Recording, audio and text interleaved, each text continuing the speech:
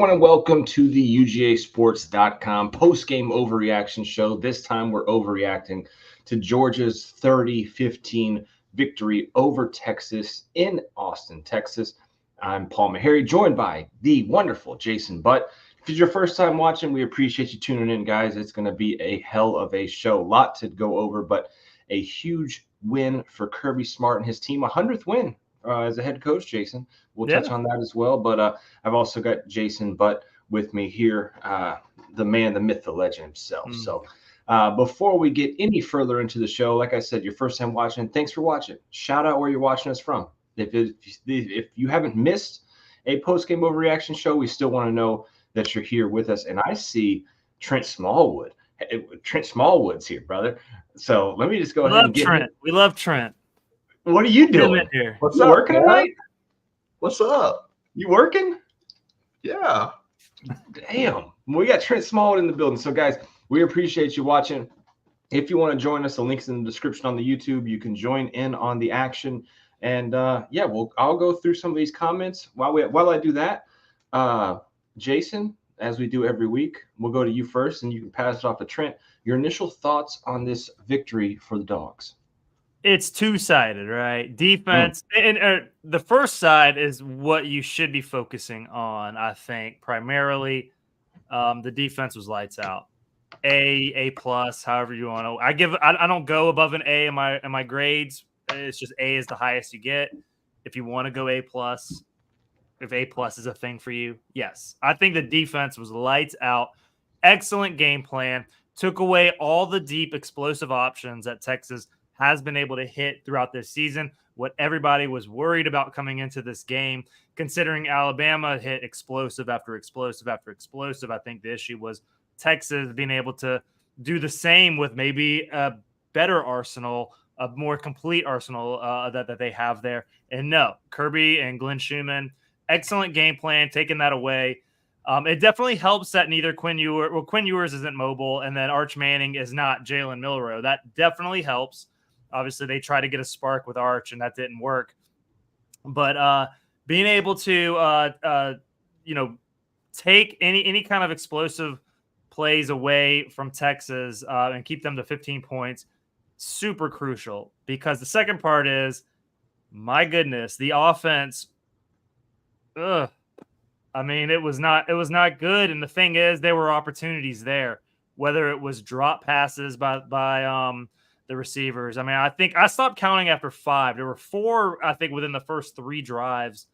Dylan Bell had 2 early. And then the run game actually was getting going in the first half. Couldn't run the ball in the second half. The offense against a major opponent, not great. I thought it was pretty bad, actually. However, the defense wins championships is the old mantra. I know a lot of people don't agree with that anymore, given the change that football at all levels has made. However, this was a very old school, traditional Georgia win. Defense was exceptional, really carried the team. Carson Beck didn't look good at all, I thought, throughout the entire game. And so credit the defense for being able to overcome the shortcomings of the offense tonight. Turn it over to you, Trent. Yeah, I just think Georgia's been missing that passion. The passion Kirby Smart showed, the passion from your leadership. And I think that woke up this week, not only from probably in practice, but it all starts with your leader. And I think Kirby has lacked a little of that this year, even going into halftime saying our offense is playing pretty good against Alabama, which they were playing like dog crap. Honestly, but I think he's kind of missed some of that passion. You saw that passion tonight. You saw that passion after the game. And the defense played like that. The defense played like their backs were against the wall. Like Kirby told them all week, look, you're in for a 12-game season, and that's it if you lose this game. And it's like that. That's the way they played. Offensively, they don't look good. Carson Beck, like you said, I don't think he knows how to read his own defense. But he really, I like how you just kind of threw that in there. Like, look, he faces Georgia's defense every day. He's probably facing man-to-man coverage because Kirby's working on his defense. He doesn't look good against zone coverage. This is the second time when they've dropped guys in zones that he just throws right into it. And it's like he's expecting a different coverage and he throws into that. But I'm not going to complain. You go to Texas and their biggest game in the history of their program, which their program goes back 100 years, and to dominate, they dominated. Really, the only and yes, I thought that pass interference call was probably bogus at the time. It probably wasn't there, but it was called. But that gave them a free 7 points. I mean, it gave them it really allowed them to be back in the game, and then Georgia just closed the door. So really a dominating performance. And can't say nothing but good things about special teams too. Knocking down three field goals. Yeah. And the punter. I mean, he pinned them deep all day long, especially in the first half. He's the best punter in the country. I love that kid. I think I'm a special teams. I don't know. I probably care way too much about special teams than the normal people do. And I think he's exceptional. He's the best punter in the country. I'll stand by that comment 100%. I think, bird's eye view of the game, total domination by the defense. You want to really get down to the weeds, which I'm sure we will. We'll be here for 2+ hours. The offense needs some type of jolt, some type of shock. And there's a lot you can blame on Carson Beck if you want to, or you can blame it on the wide receivers. I think it's a mixture of both. The drops, which we made fun of this last week, Jason, on the stat broadcast, that there was only 4 drops on there. There's 0 drops on the official stat book. It's crazy. The first 2 plays were drops, even though the second pass was not on target, but it's still in his hands. And in the NFL, that's a drop. Yeah, that's crazy to me. The only one that I would say was was Lawson Lucky's that hit off his fingertips. That ended up being a pick, and that was a bad throw. It was a bad throw. It was a high throw, and but yeah, there's definitely a lot of drop. London Humphreys had an obvious drop there at the end. Yeah. How are they not like that? One's a legitimate drop. That is. I thought for sure we would get on here. He's not even on the. I'll show you guys here in a minute. He's not even on the on here registered for anything. It was tough. Offense was tough to watch. Etienne's a spark. He's a huge spark. He's by far the best player on the offensive side of the ball. I thought now if you look at the stats, right, it feels like Georgia did a lot more than this. They ran the ball 30 times for only 108 yards and 3.6. So if you go look at just the stat sheet portion of that, Jason and Trent, it doesn't look amazing. It looked a lot better on the field, though. Well, you had a couple of losses at the end. You had a couple of nil downs. You had some stuff that Well, there's not much. There's negative 2 yards right there for the team. So I think the thing with that is it's more the second half. Texas adjusted well to what Georgia threw at them in the first half. I think Georgia. I mean, we would need Brent Rollins or somebody more football, like Jim Donnan, somebody more football specific to explain. But clearly, what Georgia did in the first half, Texas was not prepared for when it came to them running the ball, because there was a period, I think Etienne's first 60, 70 yards, he was going about 10 yards a carry.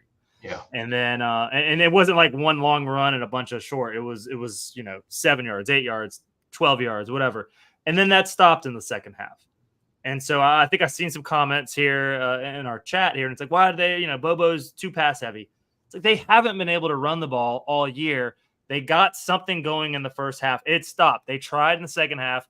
It stopped. They got away from it for obvious reasons. If it's not working, you're not going to continue to run it. Yeah. And that's been the theme all year long. And for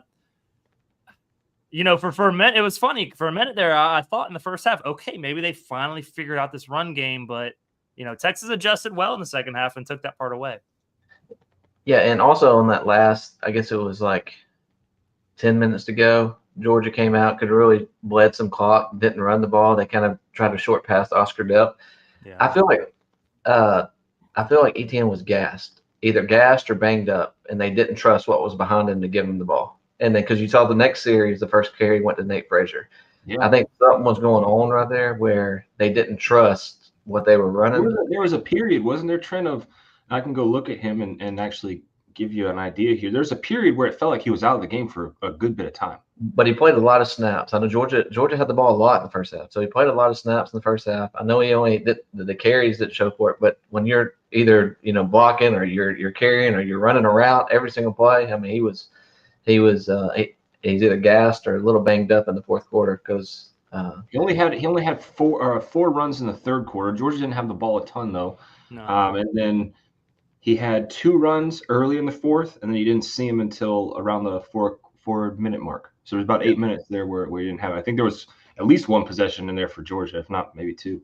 I think Nate Frazier ran the ball on first down, and then they threw a pass, and then they threw it to Cash on 3rd down or something. But there was 2 possessions in a row. I know for sure that Etienne wasn't in. What do we make of this? And I want to get some other callers on here with us here in just a second. I see you guys, and I promise I'll make it quick here. I don't know if I've ever seen a pass interference get overturned on the field like that. And the reason I say it, look, when it happened and they showed the replay, I was like, that's really not pass interference, right? Georgia got away with it. It wasn't. I think if you're an objective fan, if you're an objective observer, it was not pass interference. My phone's getting blown up by like the most homerish of dog fans, and they're like, it's not a pass interference. Yeah. But with all that being said, I don't know how you overturn that. And, we jokingly, Trent, myself, Roddy, everybody put it out, you throw enough beer cans on the field and give the refs enough time to look at it, then they'll just overturn it. Jason, you've covered a lot more football, been in press boxes than Trent and I have. We've been around for a while, but you've been in that circle. How do they overturn this? I'll give you the story of me as a recovering sports writer turned UGA sports contributor, regular job person these days, watching the game with my wife. Yeah. And my wife's a UGA grad. She's rooting for Georgia. And she goes, they can't overturn that. And I go, well, no, they just called it on the field. You don't overturn a penalty. They're just cleaning up the debris, whatever. They clean up the mess, and then they do that. And she, of course, was like, what the hell is wrong with you? You're an idiot.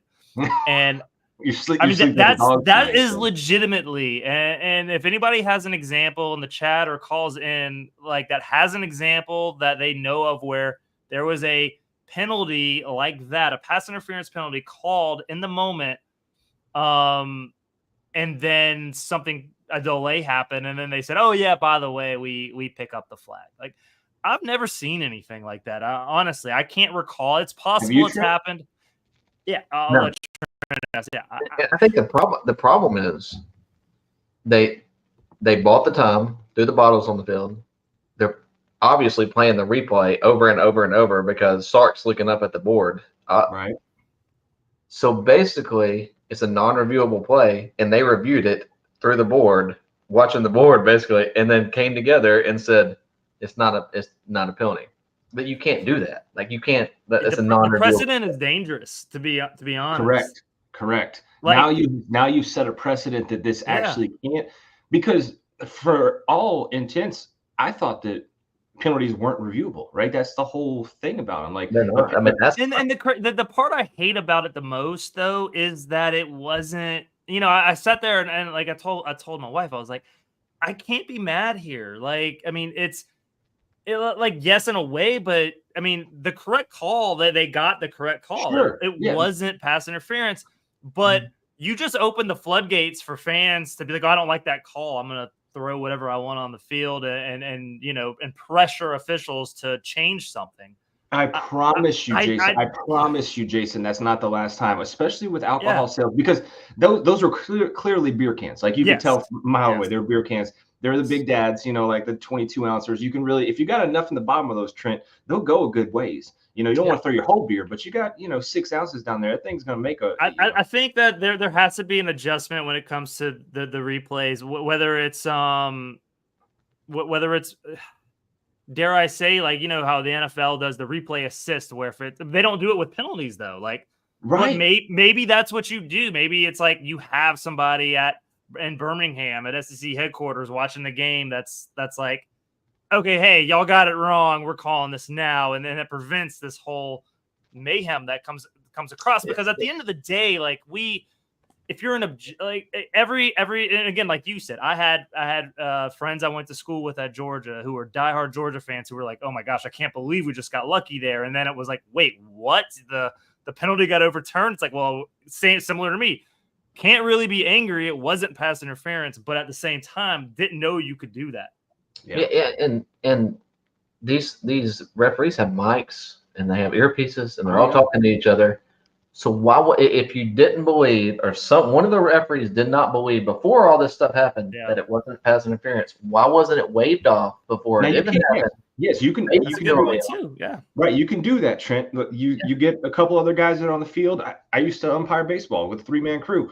If 2 guys look at it and they're like, "Hey, man, you kind of missed that call. All right, we're going to overturn this. Right here, right now." And that would have been football. You can do that in football. Hey, man, I didn't see it. And then another guy chimes in. I didn't see it. But the problem was, Trent, like you said, it was so long until I thought they were huddling to see if Texas was going to incur a delay of game penalty for the trash being thrown on the field. Never once could I have imagined he'd turn around and say that the pass interference was off. Anyways, I'm going to remove our branding so we can bring one more person on here with us real quick. And let's get Big John in here. There he is. Yeah, what's up, John? What's up, guys? You're the pessimist. Are you? No, not tonight. No, I mean, first of all, that game could have been 30-0. Well, it really could have been more, but let's just go with the score. I mean, if we're going to be critical, I'll be critical of 2 things, and I have some comments to make. Number one, I don't understand the squib kick, and maybe that the concept was to squirt it past that guy. He just made a heck of a play, but we spot him 8 there, and then I think it's over at that point. There's going to be a lot of narrative. Texas is going to feel good. They were never in this game. They got to hang around with. We let them in with that squib, and then the referees gave them that break. There's no doubt. I just don't. I don't think that there's any argument to that. And then and I'll say this: that's the defense we saw against Clemson. That's a Georgia defense. Yeah. If they can play like that. If they can be motivated, which I think that's all it is, they were clearly motivated in this game. Then the offense doesn't have to be spectacular. You know what I mean? I think for the past 3 or 4 weeks, we've been begging the offense to be spectacular because the defense wasn't playing up to how we all thought they would play. But I'll say the last thing I want to say critical is Ernest Green has to play better. Ernest Green, Xavier Truss, Dylan Fairchild, they have to play better. We have to road grade people to win. If we're gonna really do something this year, they have to start road grading. And I don't think they did. Etienne made a lot out of nothing tonight, especially on the goal line. But Ernest Green has got to play better for sure. I think that's an issue. And I don't know if they can get the road grading, as you said. I think there's a personnel, I don't want to say problem because this is still a really good team that just beat the number 1 team in the nation. I think we should recognize that they just beat the top ranked team in the country. Sure, but we're granted, Jason. It is overreacting. I know. But granted, so with that said, like, there are things that there can be improved upon. I mean, last week we were upset about not playing well against Mississippi State. Here we are, number 1 team in the country. I don't know if Georgia has a personnel to be that team right now. And last week we talked about coaches. In the past, we've talked about leadership, on-field leadership, not coaching leadership necessarily. But you look at the offensive line again.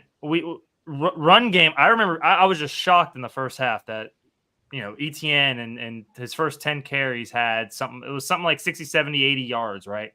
And then it slowed down after that. And you saw Texas adjust. So clearly Georgia did something that Texas didn't expect. They adjusted. Texas has a great defense also. Well, I think we also have to remember these are much better defenses throughout this regular season than Georgia played last year and even the year before.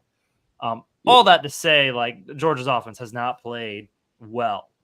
And so I know I've seen in the comments, I kind of hear you, they've got to be a better running team, etc. I don't know if they can be. I don't know if they have the guys to be a better run team. And part of me wonders if they have to lean into the pass game, which then scares me even more because, man, Carson Beck didn't look good. And then I want to go to the pass interference call we were just talking about. And the thing that drove me the most crazy, it wasn't the call and the overturn and whatever else. It was the fact that it looked like Arian Smith was supposed to run an out, but based on where the ball was, and he ran, extended his arms, didn't turn around. You look at the image on the field, there were both the other receivers that you could see in that image were turned around looking for the ball, and Arian Smith's not looking for the ball. And that's what you're seeing from this receiving core. Lawson Lucky had a couple of drops, and one of them we talked about earlier. I don't want to really pin that on. It was not a good throw. So you're having not good quarterback play, even worse receiver play right now. And then you have an offensive line that can't really block, and you have Trevor Etienne, who's your best offensive player, who's just kind of like they're stuck in all the madness, and Georgia 6-1 just beat the number 1 team in the nation. So what do we make of all of this? That's at the end of the day, it's like there could be worse. There could be worse problems. But yes, you could be Alabama.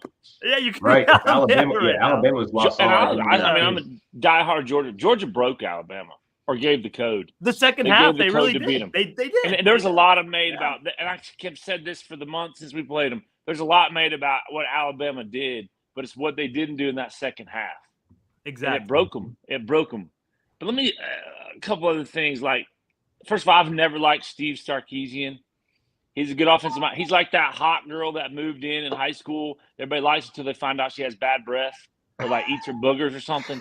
Like, I've never liked him. I think the guy's a fraud. Oh, wow. I think the guy, he played for Norm Chow, who was an offensive mastermind. He learned. He was around Pete Carroll. Nick Saban saved him.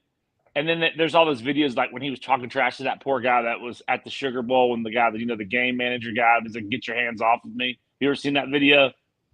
No. It's anyways. They're about to run out of a tunnel, and the guy's like trying to pull him back. He's like, "Get your hands off me." I've seen that. Yeah, the guy's just a fraud. Yeah. He's all over game. Like, again, like ESPN didn't do Texas any favors, and I know we'll never find out.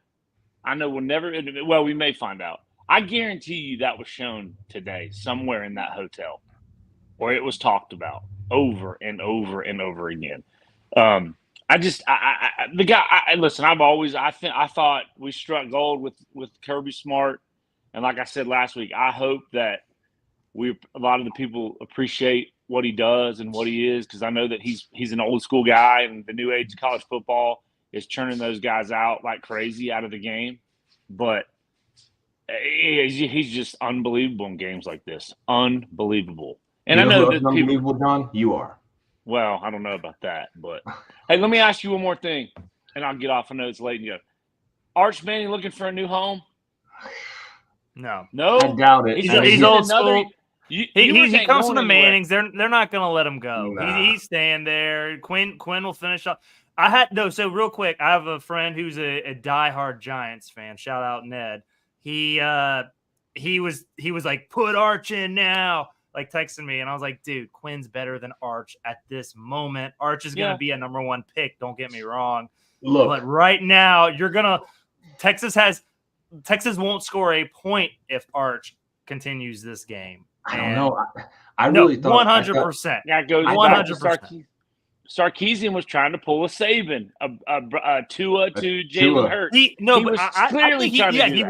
He was, and he panicked. And honestly, like I gained a lot of respect for Ewers because he came out in that third quarter and looked like, I'm pissed off. I cannot believe I was taken out of the game.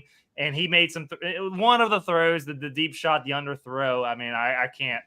I'm not going to give him credit for that. Yeah. But he came out and he looked a lot better in that third quarter, and obviously some things happened, and they made it an interesting game, I should say. I will say this on the Arch thing, Jason. When he ran, what was it? Let me see. He had a scramble, big deal. He had a 21-yard scramble. Everybody clinched up a little bit. They're like, "Whoa, we're ready for this." And then they went to halftime, and I thought for sure they were going to bring Arch back out. I knew they weren't. He didn't do any. He didn't give them a spark at all. That's what he was doing. That's what he was doing. He was like, look, Quinn's doing nothing. He has 16 passing yards right now. Let's see if we can get a spark. Arch did nothing. Quinn's a better quarterback at this stage of their careers. Arch is going to go on and be a much better pro player than Quinn Ewers could ever dream of. But as of right now, I I don't know if Texas would have scored a point if they kept Arch Manning in the second half. I don't know if Texas scores a point, period, if you come out of the second half and do whatever they did with that kickoff. Yeah, I agree. If you kick it deep, I'm not sure they score a point. Like, I mean, You know it could have what's- been you know what's crazy? a missed kick is what I mean, that's the only thing I can think of. I don't think it was called, man, That's I hope that's just not. weird. I mean, Yeah. I don't think it was like because Kirby's preference is out of the end zone. Like it's not like, hey, do this. They're not like a That's not that was if it was called, that's like the most Mark. I don't think it would be. Yes, that's exactly what I was saying. Yeah, Exactly that's what not I was him. yelling. but if you missed all that right. kick, you've literally missed the ball by a foot the way he kicked it. Like, Yeah, I mean that's the only thing. The only thing I can think of is that it was like human error of the worst human error you could ever think of. Like, I want to mean, I'm the sure ball. I can't imagine that it was like, hey, we're gonna surprise them with this terrible squib kick.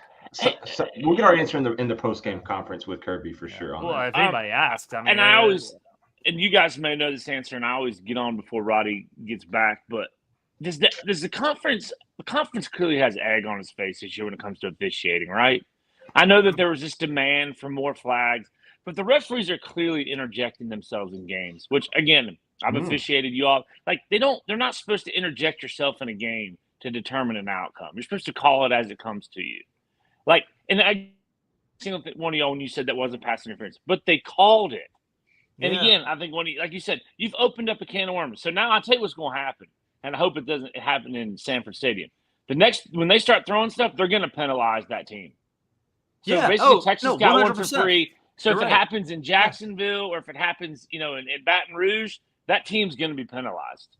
Texas just got one on the house. That's the crazy part to me is it's like two things can be true, right? It's like originally it was a terrible call. Like it wasn't pass interference. I blame Arian Smith more than Carson Beck, the officials, anything.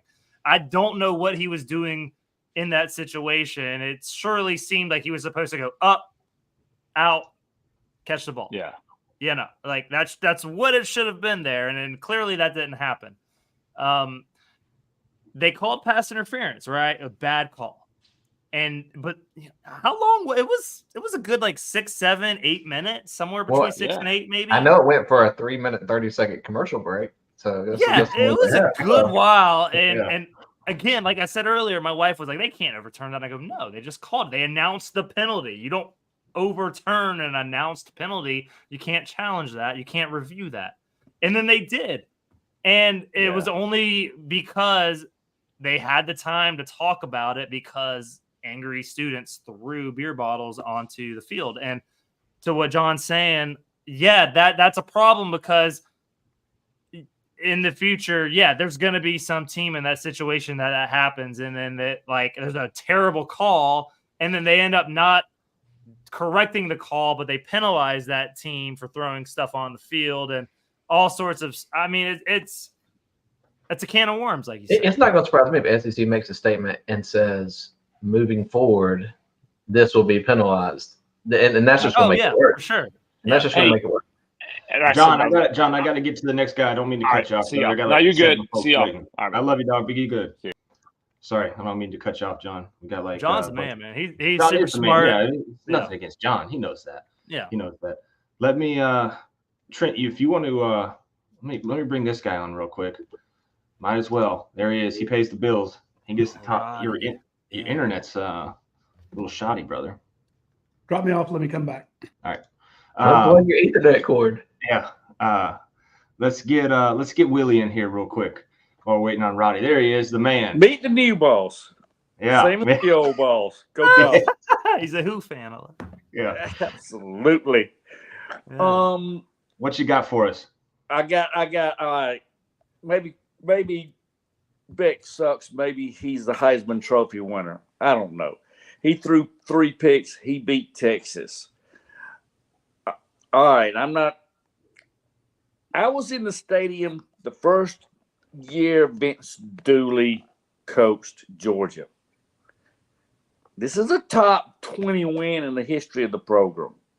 Ooh. History of the program. Of the Georgia program. This is a top. How many times have we beat a number 1 team in the nation? Not a lot. Well, right? all right.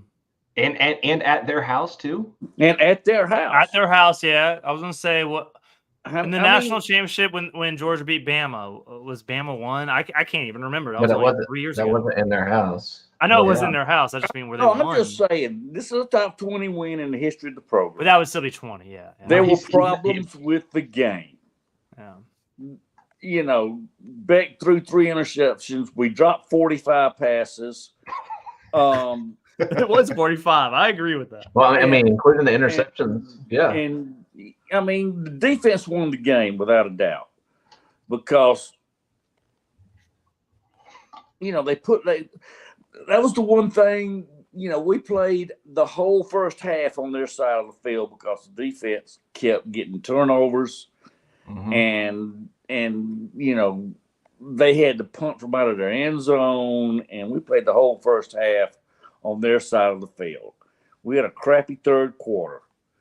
You know, like I said, if we'd played a complete game and had a good third quarter, we would have beaten them 30-0. Yeah. But I'm just saying that, you know, Georgia's the boss in the SEC. Make no doubt. The one thing I'll say about the offense is tonight the crowd didn't impact Georgia's offense as much because I think Texas had more. Run the ball, Bobo. Run the damn ball, Bobo. I think Texas had more penalties than Georgia did as far as the pre stuff. Yeah. They were very composed. The crowd didn't affect them. There was some time. There was the God. We got the ball with about 10 minutes left, and Bobo threw the ball 3 times in a row and didn't run any time off the ball. But wasn't the second one the one where it hit Humphreys in the chest? Okay, first down. I mean, like yes, Humphrey. That's the second time he did that last week. Yeah, you know, I mean, he hit him right there, and he was looking before he caught it, and that's the first thing you learn when you're in 6th grade if you're trying to catch the ball in football is look it in. Catch. I mean, Georgia had 40, like you said, 46 drops, and I don't think Arian Smith had one. I think he had one. Did he have one? Maybe, I'm trying to think. He did. I'm pretty sure he had one early. Oh, yeah, no, he did. I think he had one in the first one. I think it was the second drive he had one. It was second or third drive he had one. Dylan Bell had the first 2. But he didn't blow the top off. Yeah. He didn't blow the top off of him like we want him to, but he played well. I'm so tickled with this win, you know. Yeah, I think a lot of people are, and I think you put it into perspective, Mr. Willie. This probably, I mean, top 20. You could even say potentially top 10. Like it's up there. I was going to say top 5, but I mean we won 3 natties, so right. So those 3 are at the top. Yeah, those 3. And then you got some SEC championships to kind of stack behind it as well. SEC championships. So I mean, but you know, top 20. I mean, that's a great game. That's a great win, and I'm you know, my faith is kind of restored that we have a chance. Yeah, this season.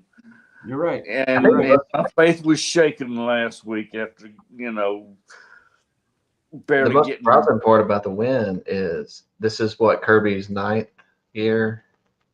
It's his 9th year. And he's never had a top 5 win on the road. Really?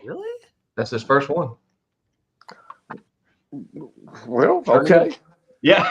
It's wild because when you think about it, when it came to year 2 or year 3 with Kirby, the East got bad. I mean, if you remember, in Rick's years, the East had some strong teams, and Tennessee, South Carolina, and Florida all dropped off right around when Kirby got hired. And so, I mean, that does make sense. And now with the schedule opening up the way it has with realignment and you know, the teams, everybody changing conferences, it does make sense. I mean, that this would finally happen this year. 2 questions for you, Mr. Willie, before I gotta let you go. Do you have your cleats ready to go play in the secondary in Jacksonville in the first half? We got 2 backs out. That's two safeties. Yeah. You know, we got to get through the first half without Florida running up the score on us. And they dropped 43 on Kentucky. They dropped 43 on Kentucky. I don't know.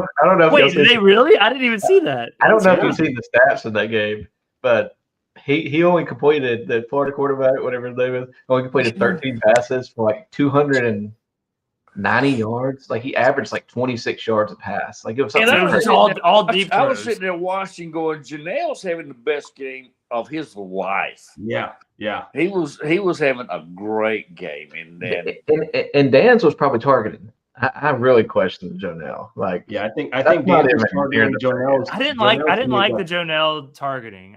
But also the Dan Jackson one, I get. I do get that one. I'm not going to argue that one. Jonelle, I thought it wasn't his crown that made the first contact, and that his head further lowered after the initial contact, and so I just in that kind of play, the receiver's not supposed to be defenseless in that situation. And what really gets me is when a running back, or you're running the ball and they're tucking their head at the same time as a contact, and you make thank you. And I'm like, how is that? How was it not targeting on the receiver? Yeah. Because what happened there, the receiver was up, right? Dan Jackson's going in to hit him, and the receiver actually comes down, lowered his head, and lowered his helmet. So I see that one. The Aguero one, I was like, dude, come on. I didn't like the Aguero one at all. Dude, Ed Reed and Troy Polamalu were looking at that like, this isn't the game I played. This isn't anywhere close. They also, I worry about their brains. It's true. Mr. we appreciate you so much for calling in. I enjoyed it. Thanks for letting me in. Yes, sir. See ya. Yeah, you are right, Jason. Their brains could be a little mushy. Like, look, everybody hates targeting because it's the penalty that comes with it, right? People hate it, but it is to make the game safer. So you adhere to the rules. The Aguero one, I don't like, because I don't like the fact that the initial contact, he was not. I didn't see. Maybe Roddy can correct me. Roddy's a lot smarter than I am. Yeah, it's true. Exactly. Like, that is a low bar. That's true. It is also a low bar. But when your head lowers and the whole idea is crown to whatever you're hitting, I didn't sense that with Aguero's hit. It felt like, not crown, but maybe like forehead. And then obviously after the hit, it then altered the trajectory of the rest of his head. Well, what they're doing now is they're saying if you're looking down at the ground, then it's obviously the crown of your head. And I'm like, that's not the intention of the rule. But that's the way they're enforcing it. They're like, you look down. I'm like, yeah, because if you look up and you go in face mask first, you get your neck broken, dipshits. So lower your head, but keep it hit to the side. You hit to the side, you go shoulder. That's the form. But like, it is also football. You're going to have the incidental contact at times where helmets collide, and that's why Aguero's was just so. It felt weird. I'm not a conspiracy theorist. I'm not any of those sort of things. It felt weird that they made that determination. Not compared to the rest of the bullshit they called. I mean, it was in line for the stupidity. I tweeted this out and I got hundreds of retweets. It felt like they were being paid by the call. Yeah. My wife pointed out your tweet, by the way. She saw that and was like, Roddy just said they were being paid by the call, and I laughed out loud. But I won't rehash the ridiculous call there, but I'm with you. Those calls are just insane. I don't think Aguero should be knocked out. I think that if you're going to start calling that on these guys, you got to start calling it on wide receivers and running backs and drop their heads. The NFL, they were doing that. They're not really doing that anymore. But originally, it was when the running back lowers their head and go crown. They were going to call that too. They were not targeting, but they were going to call a penalty for that. But they're really not doing that in the league. That ain't happening anymore. How many dropped passes can you have on both sides of the ball? And again, I'm not. This is a huge win. But I almost feel like this game could have been 60-9. This is just. Oh, I mean, yeah. If you look at it, the first quarter, you probably should have realistically been like I don't know, 38-0 right there. Like that's what that game probably should have been. I'm trying to see, Roddy, maybe drop out and come back in one more time. You're lagging. Yeah, you're like, I can't keep up with him. His mouth isn't moving, but I hear voices that's throwing me off. I saw a comment that said, "Does Roddy have dial-up?" And Yeah, like that was cracking me up. Like, dude, I couldn't keep up. It was throwing me off, and I just got off of a cruise ship, dude. So my whole body's swinging right now, and I can't watch his mouth. Need some Dramamine, yeah. Dude, I took Dramamine while I was on there. It's crazy. Hold up, you took 2 kids under a year and a half on a cruise? No, we didn't take the kids. Thank God. We got hit and run in an Uber on the Sunday night before we got on. Yeah, before we got on the boat, dude. My wife's all jacked up. Oh my gosh. Yeah, it's crazy. The story for tomorrow night instead of tonight. But yeah. Absolute. Sounds like an overreaction to me. Yeah. So anyway, while we're waiting on Roddy to come on, let's get old. Oh man, I don't know if we should do this, guys. There he is. Oh, he's muted. Of course. Hell yeah. No, I'm not. No, I'm not muted. I'm not muted. JC, what's up, man? What's going on, fellas? How are you? Man, doing all right. Like I said, I'm swaying right now. I ain't even had anything to drink, dude. Just flexing on everybody how I was on a cruise ship. I have to Monday through Friday, no big deal, right? Didn't have to take off work, nothing That's like right. that. You know? No. Outside the game, it's cool to see Army Navy doing what they're doing.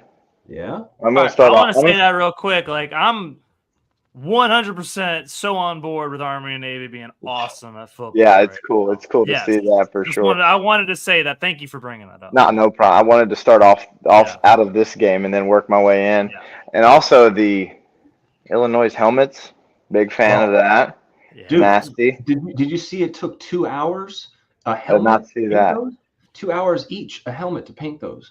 I did not see that. That's really cool. So how long? That would have been weeks. Right, like 2 hours each. Yeah, so I'm assuming they maybe had 3 or 4 125 players.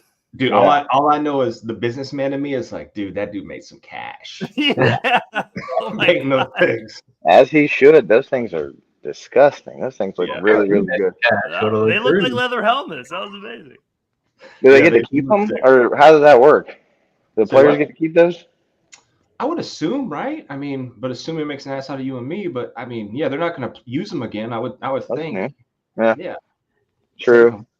And then I don't know what Alabama's doing. It's kind of how did we lose? I think we were the dam that, or we broke the dam. Maybe we don't have to move. We don't spend too much time on that. Yeah, real quick, like in my what just happened, I briefly mentioned.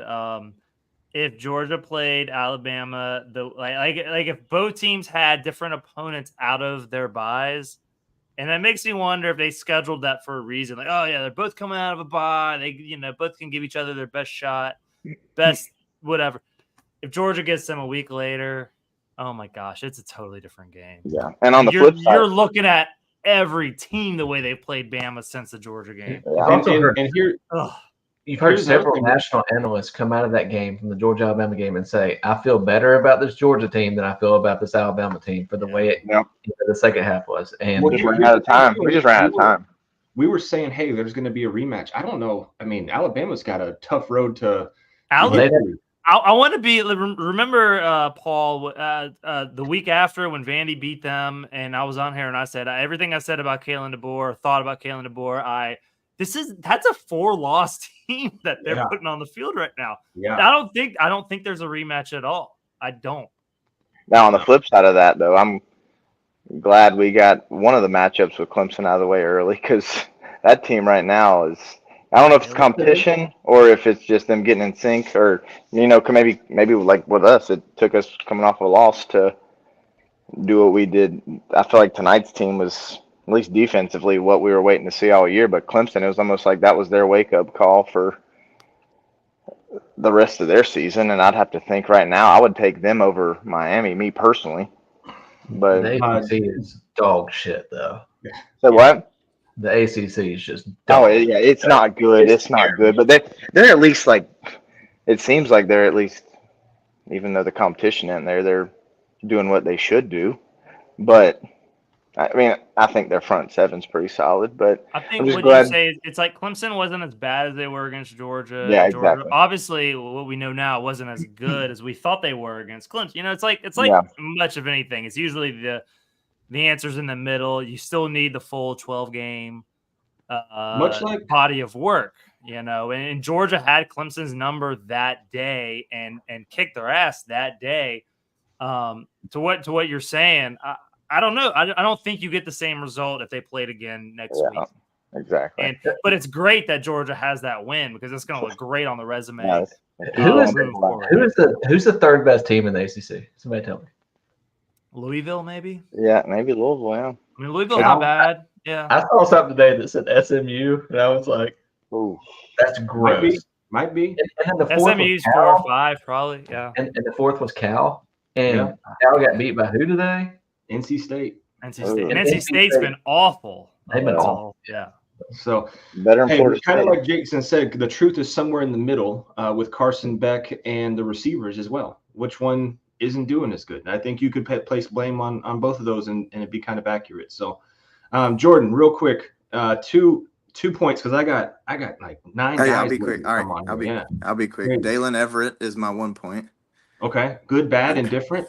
Yeah, I mean, last week everybody was going for his head, and then Dude, Roddy he had was that like, pass interference call. You should have seen it. I mean, the world was ending, and then he came back right after that and balled out. I think Dalen Everett took it personally. Yeah, he heard the noise. And I was hoping Roddy would be on because I was gonna.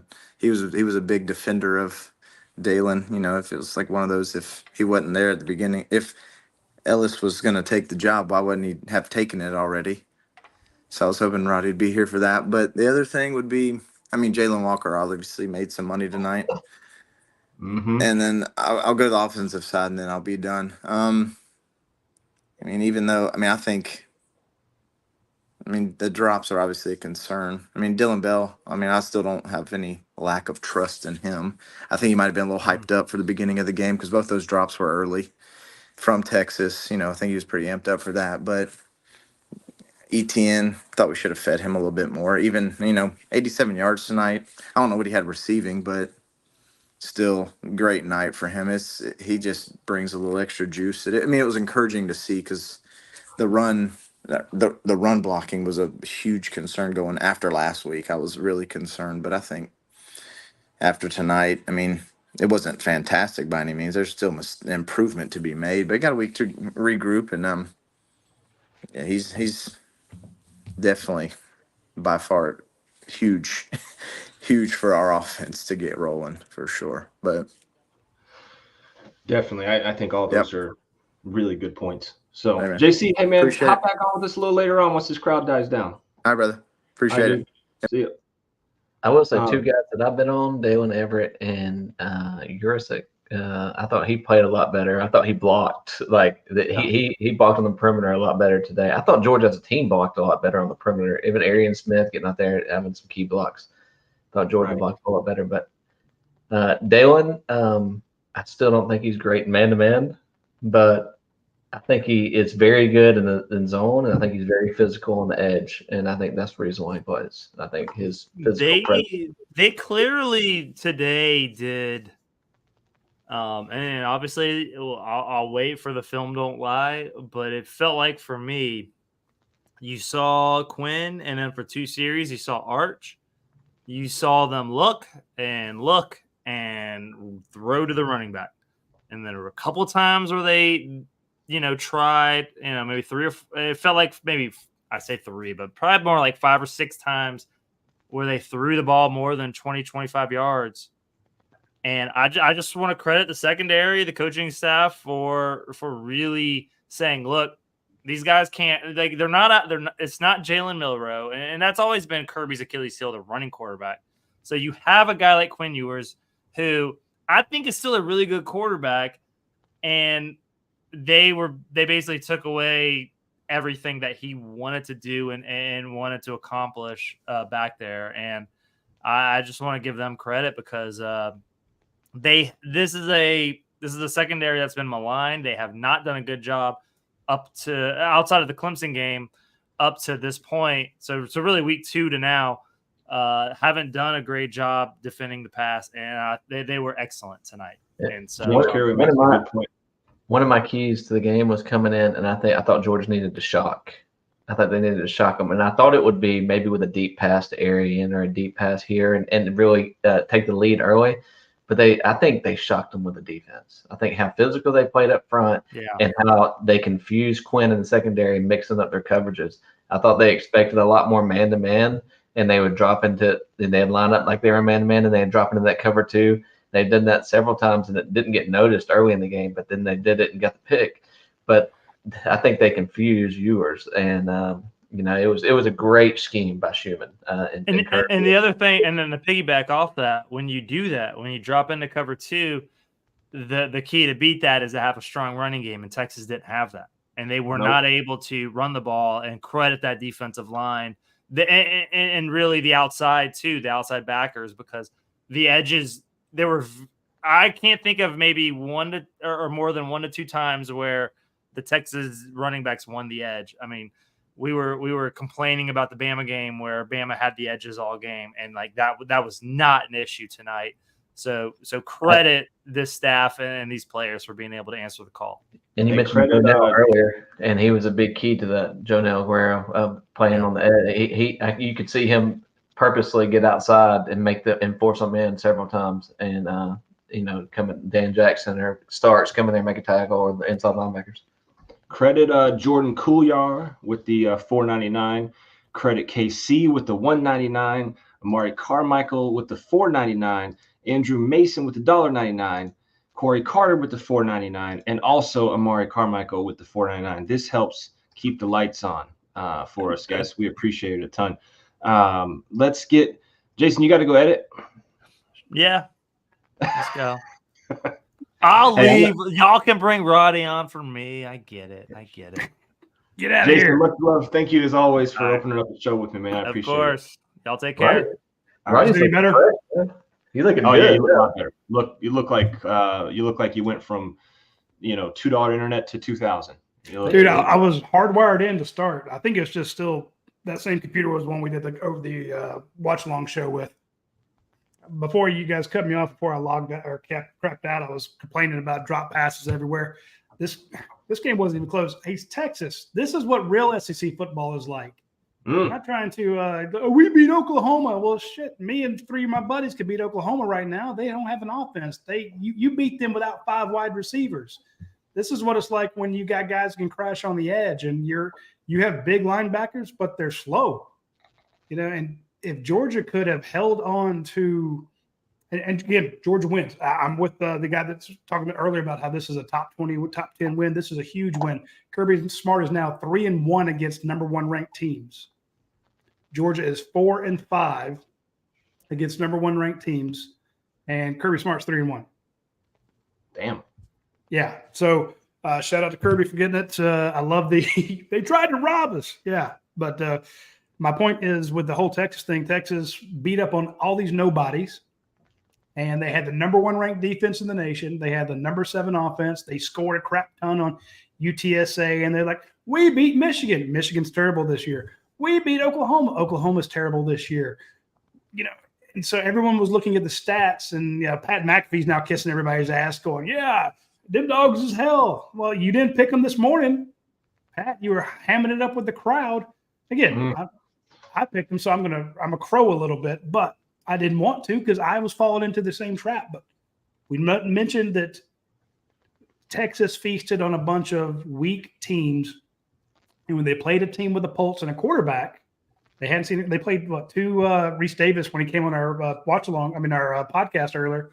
He's like they faced 2 freshman quarterbacks, So and Mississippi State played them close for 3 quarters. So when they faced a real team, they got their heads kicked in. They couldn't stop Georgia's run. They couldn't stop Georgia's pass. And if Georgia had not dropped, I counted at least 4 drops on offense and 4 drops on defense. They hadn't had that many, and Carson Beck hadn't turned it over every 30 seconds. This could have been 56-10. I mean, I feel like Georgia left 28 points on the field at least. Kirby Smart at the halftime, he's like, we got to stop kicking field goals. He wanted to, in other words, This game shouldn't have been as close as it was. You still doubled them up. You held them to 15, the number 7 offense in the nation. But, man, and you 7 sacks. Hey, Jalen Walker. Yeah. This team's a completely different team with number 13 healthy and Warren Brinson healthy. They are completely different. Look, I'll tell you, a great point. Somebody that doesn't get talked about, he's not going to get talked about at all. Christian Miller. I feel like he was in on everything. He only registered 2 tackles in the whole game. I told Roddy at the beginning of the season that I had a source tell me all he wrote back was Christian Miller is an effing beast. And dude, he like I said, he's on here. I thought for sure he'd be credited with more tackles. He's only got where is he? He's way down the list here. 2 tackles. But I felt like he was dear God, Roddy, calm down. Dude. Calm down. That's not going to clear up your internet. Yeah, that's not. Yeah, The internet has digressed. But I got to mention our friends at Hunker Vodka, Hunker Bourbon. This is the stuff, man. It's good. Woo. I guess Let's go. I guess it is, yeah. Hey, our friends at ASW Distillery, they actually made a bourbon. They made a vodka last year. People loved it. They're selling out. And again, screw Tito's. They gave $20 million to the University of Texas.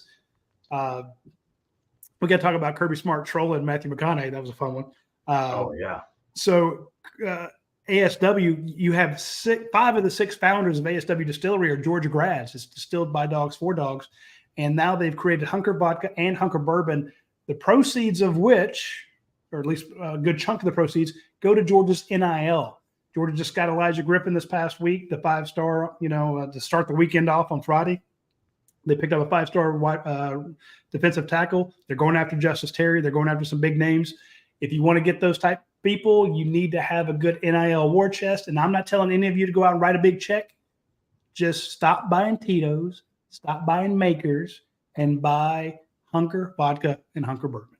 That's pretty simple.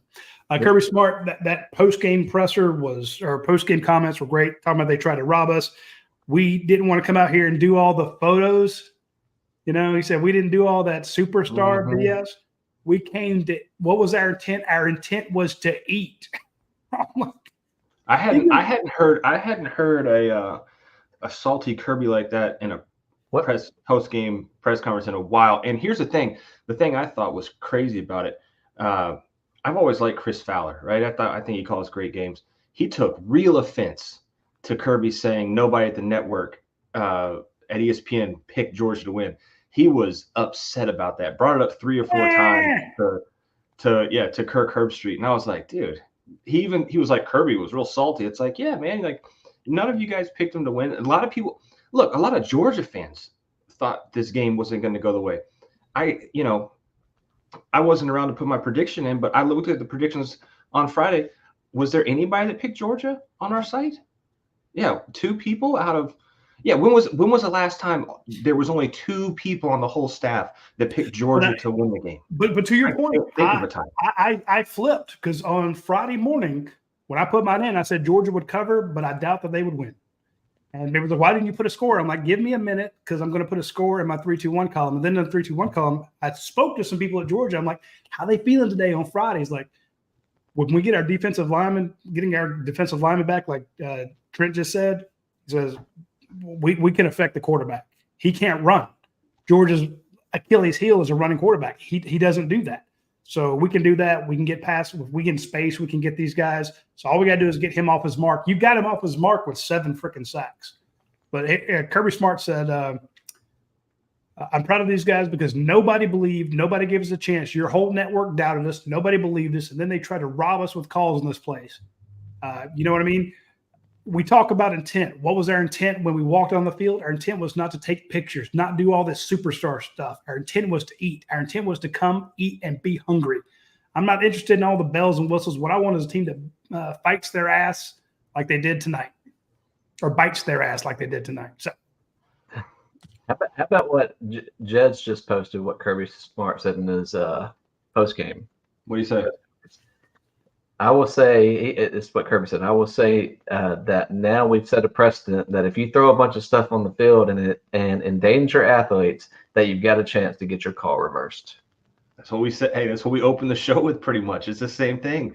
Yeah, there's a huge precedence now, Roddy, and we haven't got your opinion on this. It was Jason, Trent, and I all kind of agree that probably shouldn't have been called pass interference to begin with, sure. But you overturned. I've never seen that overturned, for one.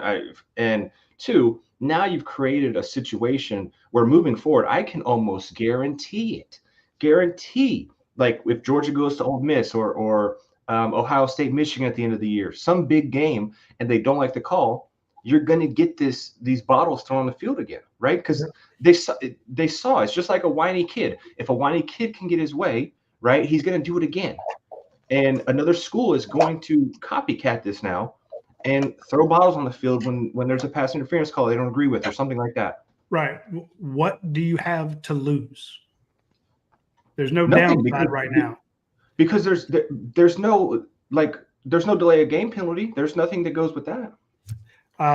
You got to start. If they start doing that, you got to boom, 15-yard penalty. Got to hit them right. You have to. Because here's the thing, fans boo to try to affect the outcome of the refs. Sure. Especially even when they know the call was the right call, they still will boo and chant. And in other words, we're really mad. You better give us one on the next time there's a close one. And that's why do coaches work the refs? Like, y'all, that was BS. That was BS. So the next time they get a makeup call. Well, now you can just get the whole call thrown out by going crazy. So they're throwing stuff out there. Coach Donovan was just apoplectic. He's like, can't do that. he kept wanting an explanation. I'm like, Coach Habibi, I don't know. I'm telling you that they reviewed the play and basically because they would have waived the penalty off if somebody had an initial a reason not to agree with that call. It would have been waived off. And if you'd waved it off again, it'd been settled. But they reviewed the play on the screen while all the commotion was going on, and they said, "Oh, that's not pass interference," and so that's like an illegal review.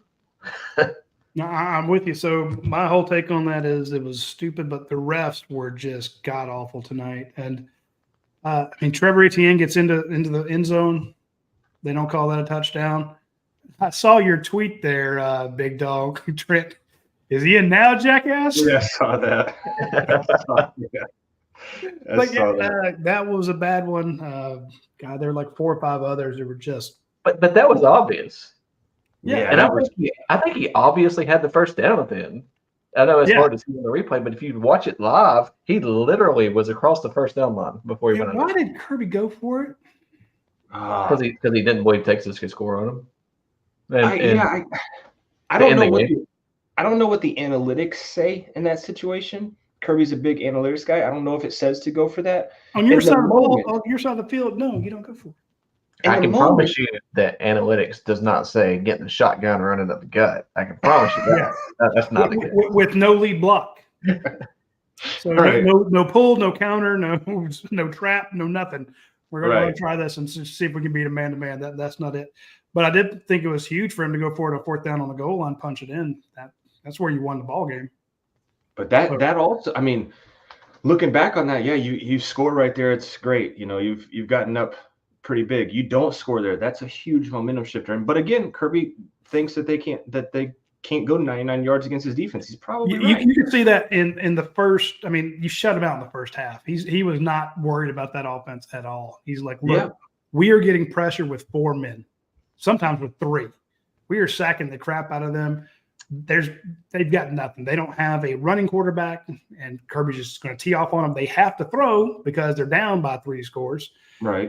You gifted them the one touchdown they got on their first drive. You missed the kick.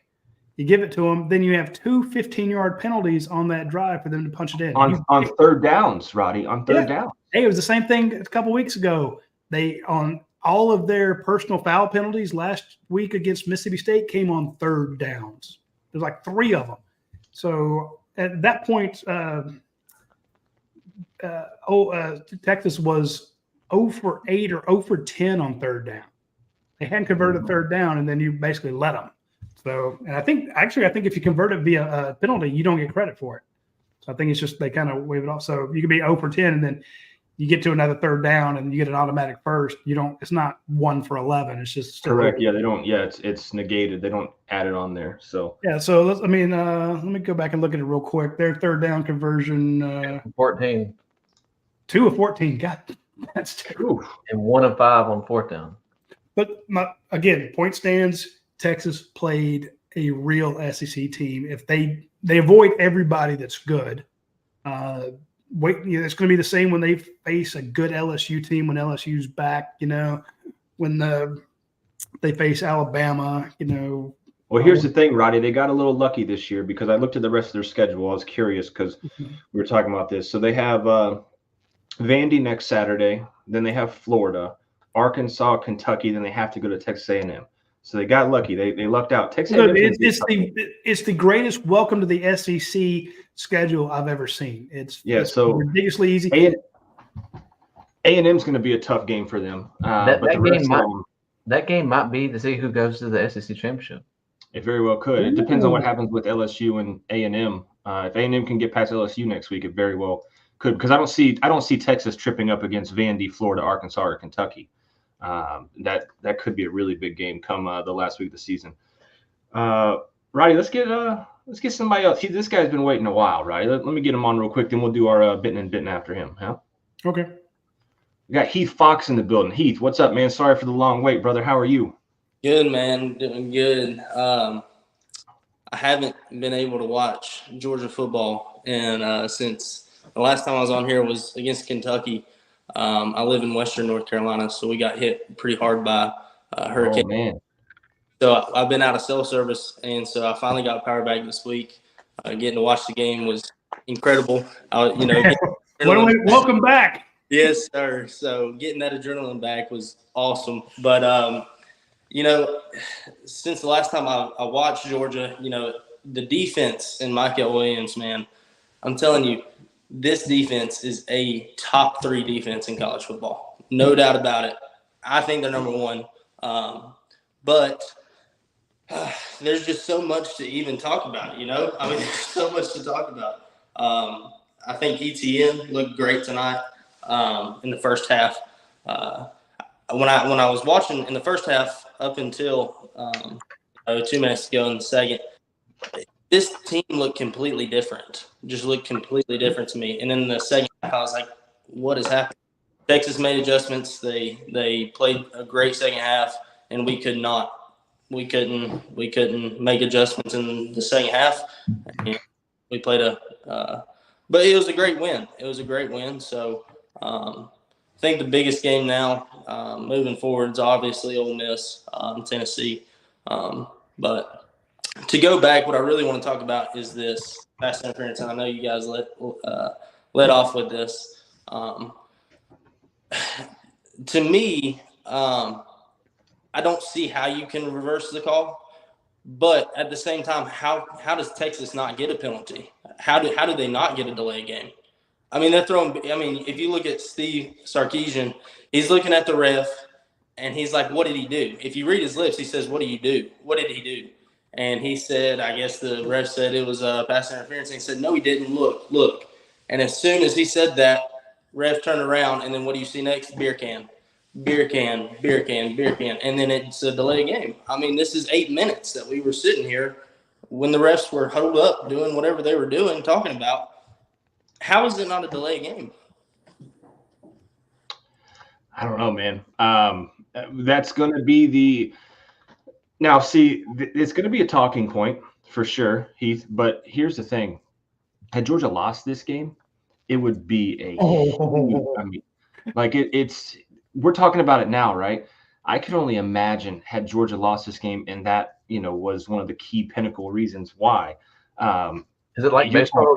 You take $200 out and protest the game? I mean, look, you had Kemp, Governor Kemp at the game. He would have signed something into law on Monday. Like, no, we would have invaded, man. Yeah, I mean, he called up the Georgia National Guard, and they're on maneuvers this weekend. I know this for a fact because my son works with is going to school with a bunch of them. There's nobody on campus this weekend in Atlanta because all the Georgia National Guard guys got their weekend training. So he'd have packed up the buses and we'd have invaded them. Been like, hey, remember the Alamo? Right. It's about to be another bloodletting like that. So, right. Yeah. And it just goes to show you how psychological this game is. Kirby gets this message inside these guys' heads, and this Georgia team just responds to it. You know, I think right then and there, I find good in all the things that happen. I try to find good. I think this will be good for Georgia going on, giving them a little bit of fire under their ass to do something. You know, I think it'll be good for them at the end of the day. I think Kirby will go in. You know, I can't wait to hear the halftime speech or the end of the game speech if they can come out with it. But it was a good game all in all. So we move on and we play the next opponent. It's one game at a time. Yeah, no, I completely agree with you. I don't want to change up. I got something to show you guys, though. You guys have to see this. You guys have hey, to see Heath, how you doing up there? We're doing good. You know, roads completely washed out. Towns are gone. Business is gone. A lot of people passed away. You know, you don't hear everything on the news. You hear damn near nothing.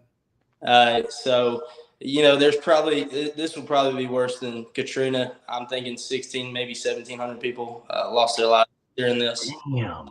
You know, we're in the mountains, so there's not really much you can do. There's roads cut off, so you can't get in or out. At first, you know, it was really scary. But now, you know, they're getting things fixed, and we're getting things that we need up here, and we're getting, you know, a bunch of power companies and you know, cell towers basically fell down, and so there was no way of communicating. Didn't get to talk to my family for 2 days, just not knowing, you know, whether they were, you know, still alive or not, you know. So it was pretty crazy. So, you know, I know there's a bunch of Hurricane Helene relief stuff. I know there's a lot of people that watch y'all's show. So if y'all feel led to do that, to donate, Western North Carolina would really appreciate it. So y'all take care of Marie Salty too. She says she's from Western North Carolina as well. So. Yeah. Damn, dude. Right. I'm glad you're here with us, brother. And you can share in this moment with us right here. Hopefully you guys can see this when I pull it up.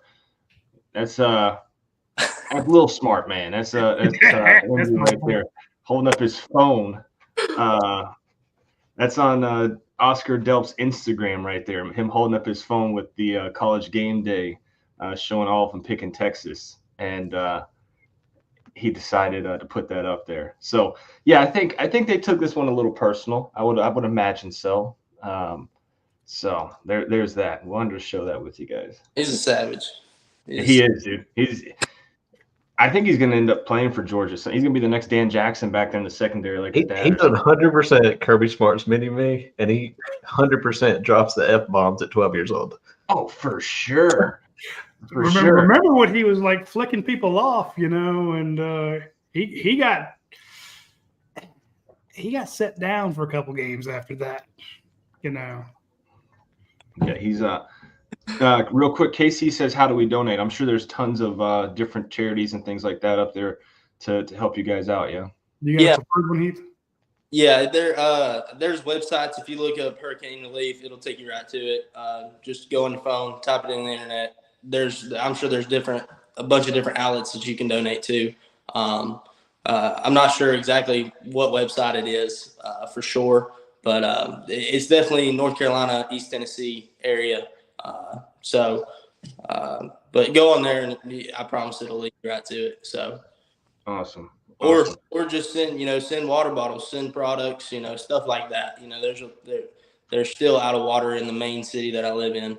But we're on a well, so we're all good. So, but yeah, send whatever you feel. So, whether it's whatever, you know, so. Absolutely. Heath, man, we appreciate you. Hey, man, we appreciate you. Your lights get turned back on. The first thing you want to do is hop back in here with us, man. That's what I've been thinking about this whole time. I was like, man, I got to get back on there. Because last time I was on here, I had my full script of yard. You did. Yeah, I was on it. And I was Heath is back. Michael Williams is back. Warren Brinson's back. Hey, Jordan, is it a coincidence? I don't think so. warming up. Small Monday's going to be ready. And, They're going to pillage the Gators. I'm loving and, this. yeah, and he's playing star in Jacksonville.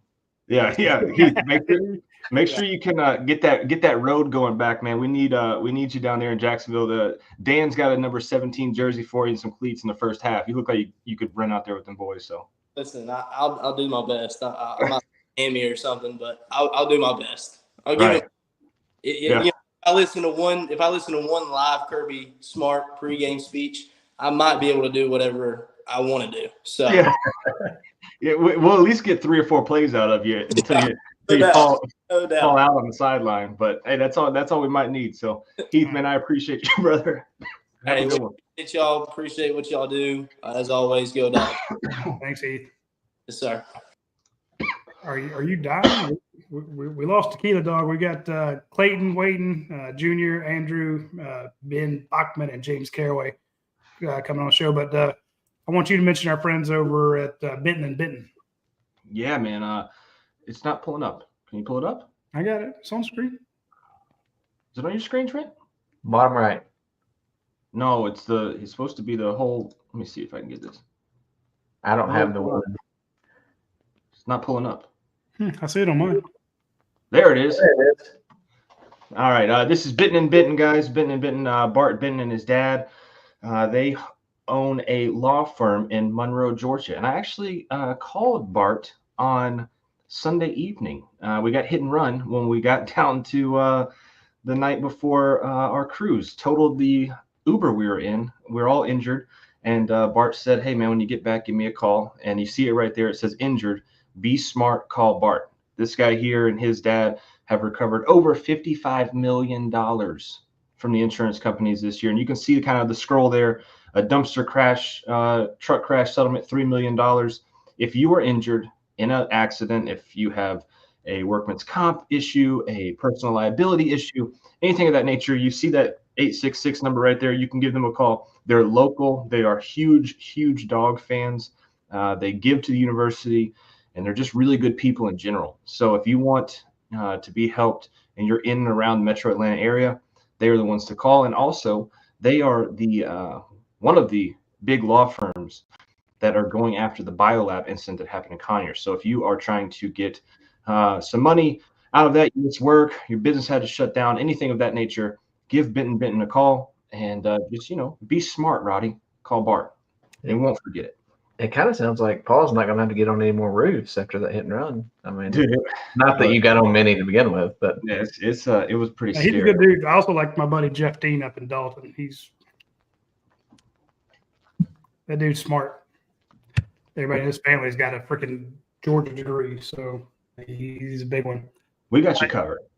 Yeah, we got you. Hey, we got. He sponsors our watch along show, and the stories he sends me to talk about. Hell, it's fun to just do the watch along show to talk about Jeff Dean and his the freaking cases that guy has. Lawyers are cool, man. They have fun stuff. But of course, I'm half drunk now, so who knows? Your internet is completely drunk. Your internet is again. You've been frozen on my screen for about 2 minutes, brother. yeah, Dude, I am hardwired. Yeah, I don't know. Maybe I don't know what's going on. You're just frozen. Well, you bring on 2 people, and I'll see if I can figure this crap out. you kind of like you're frozen like the skipper. Yeah. Let's see if Roddy can get this figured out because he's frozen. He's still frozen on my screen in the background now. Let's bring on your favorite, Trent, and then we'll get Andrew Butts here in a second. I'm not muted for once getting on here. Oh, Choppy Bachman and Trent Smallwood enter the ring together. Who will prevail? Choppy. Thought you were bringing Jake Pope on. No. That's Trent's favorite high school prospect of all time. Can you hear me, Paul? I can hear you, brother, loud and clear. Okay, How are you? Okay, thank you. I just want to start off by saying I was talking to people going into this week and said the key to Georgia winning this game was if their pass rushers actually finally they let them eat. And Mike Williams and Jalen Walker just took over the show. And once that happened, I was telling people going in that if Georgia's facing a quarterback that cannot move, their defense is going to beat them up. Van Buren today, who Georgia played last week, played against Texas A&M, looked really good. Can move, had multiple first downs last week. Quinn Ewers can't move. And when you cannot move and create those first downs with your legs, Georgia's going to come after you. And they know how Sark schemes stuff up. So they know they have to get pressure, and they know he's a target that's just going to be a sitting duck. And that's why they had to go to Arch for a drive or two.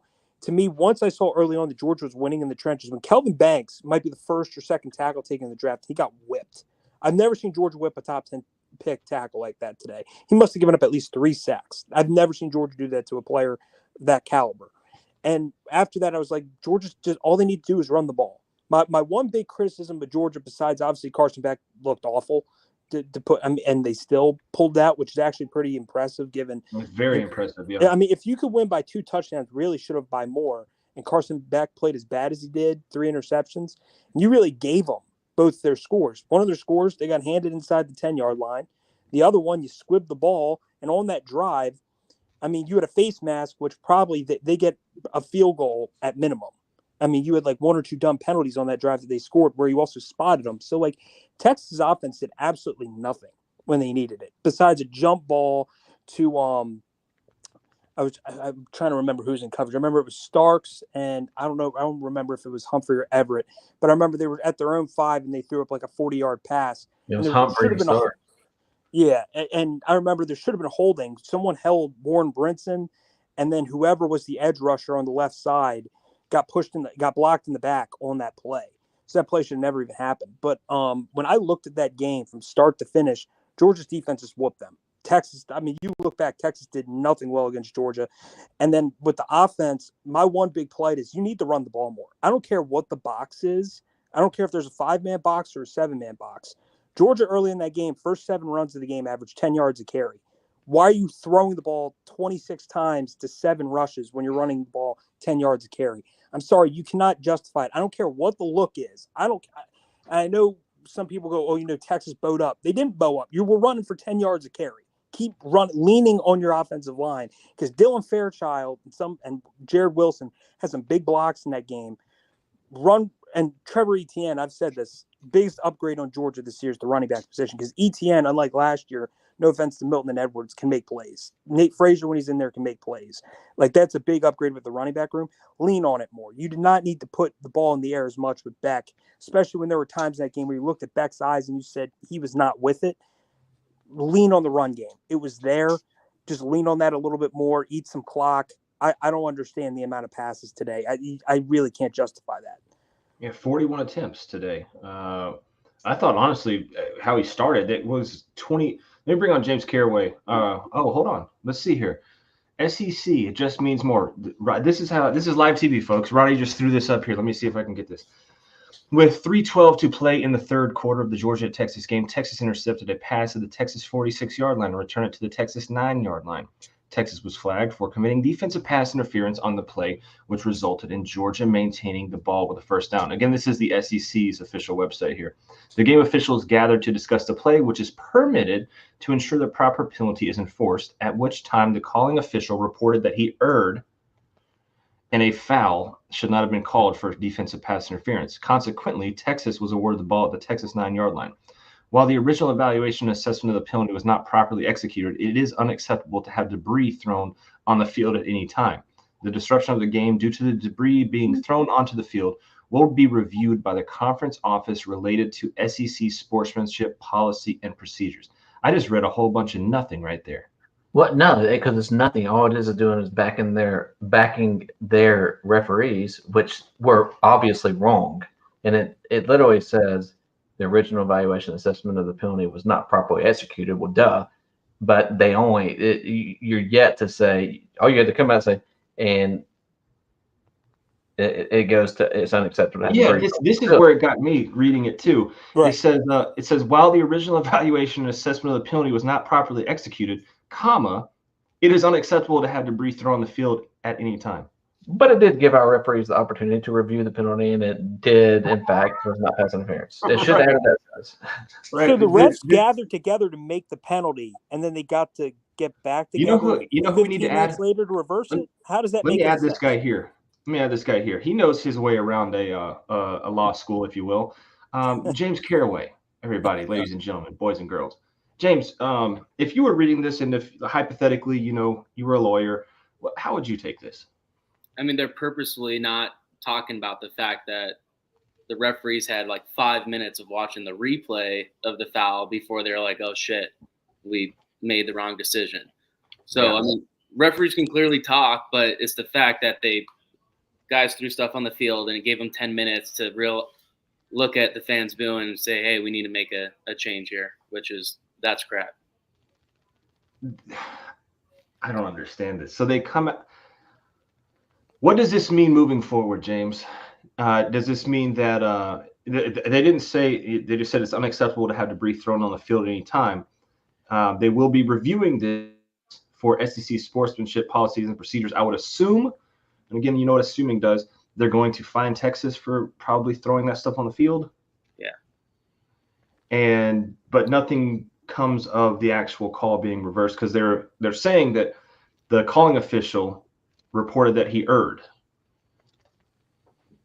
Paul, there is precedent for throwing shit on the field. It's whenever Tennessee loses at home. And just for those that are wondering what erred means, it's E-R-R. Yeah, to be mistaken or incorrect, make a mistake. I don't know, man. I don't know what to think of this. This just seems like kind of a little bit of a backtrack with not a backtrack. Also saying, hey, please don't throw anything on the field. We'll fine you if you do again. Maybe just do you have to come out and say something there, James? I mean, that's just worse. I think that's going to piss Kirby off even more. Yeah, I don't know if that happens there. James, initial thoughts from the game, and I always like your opinion on this. Yeah, I thought the run defense in the first half, and Kirby is just so afraid of death, of being run on, because you can't win if you're getting run on. So once they were able to set the edges and really stop the run, let your two best athletes get loose. And I said it earlier, if you don't have a running threat at QB and Georgia stops your run, you got no shot. Yeah, I totally agree. Carson Beck, wide receivers, who's at fault on this offense? You can't blame Bobo. Luckily tonight in the chat, we have not seen any blame Bobo. I've seen a couple. I'll take that back, but not nearly as many tonight as we have in previous shows. Carson Beck just off tonight? Was it receivers being off tonight? Combination of both? What do you take on it? Both, but it's the guy who gets paid $2 million that your show, dude. I count the miscommunication on the routes just the same as drops, because I don't think these guys just forgot how to catch the ball. They're clearly all seeing different things and thinking about where they need to go rather than catch ball and get up the field. So it just looks like everyone's lost, and they don't have the personnel to run the ball. I don't think in the first half it looked like they surprised Texas. In the second half they shut it down. So Georgia has to throw the ball that much. Bobo dialed up some great plays, but this is crazy. Bad throws, and when he throws it good, it's a drop. Ben, bad quarterback, bad wide receivers, mixture of both. It's definitely a mixture of both. Like London Humphreys, I'll say this: both times when he dropped the ball, it's like he's already turning to try to run and get big yards after the catch, and it's like secure the ball first. That's if you secure the ball and you get a first down and get open, you did your job. I think he's always looking for the big play instead of just securing, a solid play to start. That's where you have to start. That is catch the ball to begin. He's not doing that. And then Dominic Lovett on third down also dropped the pass, which, that could have extended a drive, and that could have, ended the game. If they score a touchdown on that drive, that game's already over at that point. And then Beck, I don't know what it was, because I said this earlier. He just looked, there were points in the game where he looked at his face and he looked lifeless. Like I've never seen a quarterback at times where he just looked kind of out of it. There was the third of Lucky that was a pick. I don't know what he was doing there. Like I guess he just missed that one. But I looked and I go, he missed some throws and he looked a little bit off. Maybe not as much as Quinn Ewers, but he just looked a bit off to me. And I think it was a mix of both of them. And like you said about Bobo, my last point, I like Bobo's play calls and his designs. I do think the run pass ratio should have been different. He needed to run the ball more, but I like the play designs that he did run. Yeah. My big question is, why are the wide receivers and quarterbacks constantly on the wrong page? And I think that goes back to the offense coordinator, and that has to get fixed. That would be my only complaint with Bobo, besides maybe running the ball more. I think he's dialed up some freaking gems on in the passing game. I mean, even that reverse flea flicker today. I mean, that was called at the perfect time. Perfect time. I think he's called some great plays, but I think that there's no reason a fifth-year quarterback or whatever he is, fifth-year quarterback and a fifth-year wide receiver should be on a different page. Like, and him and Arian Smith are constantly on the wrong page. Like, one's cutting in, one's cutting out, and some of his picks, it makes it look like Carson Beck is the one that's throwing bad balls, and sometimes he is, sometimes he's not. But they're constantly on the wrong page, and how can that happen when you're in Game 7 and you have two seniors playing? Like, I don't understand. Greg Watts says that woman's in Carson's head, talking about the basketball player from Miami that he's dating right now.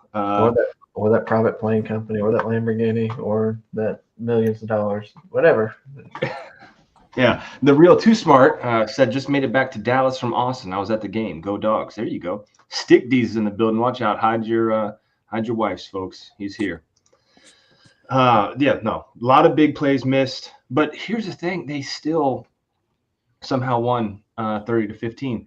And I keep going back to William Carlin's point, and I didn't think of it at the time until he said it. This is a top 20 win probably for the program's history. You know, like, this is a huge victory, James.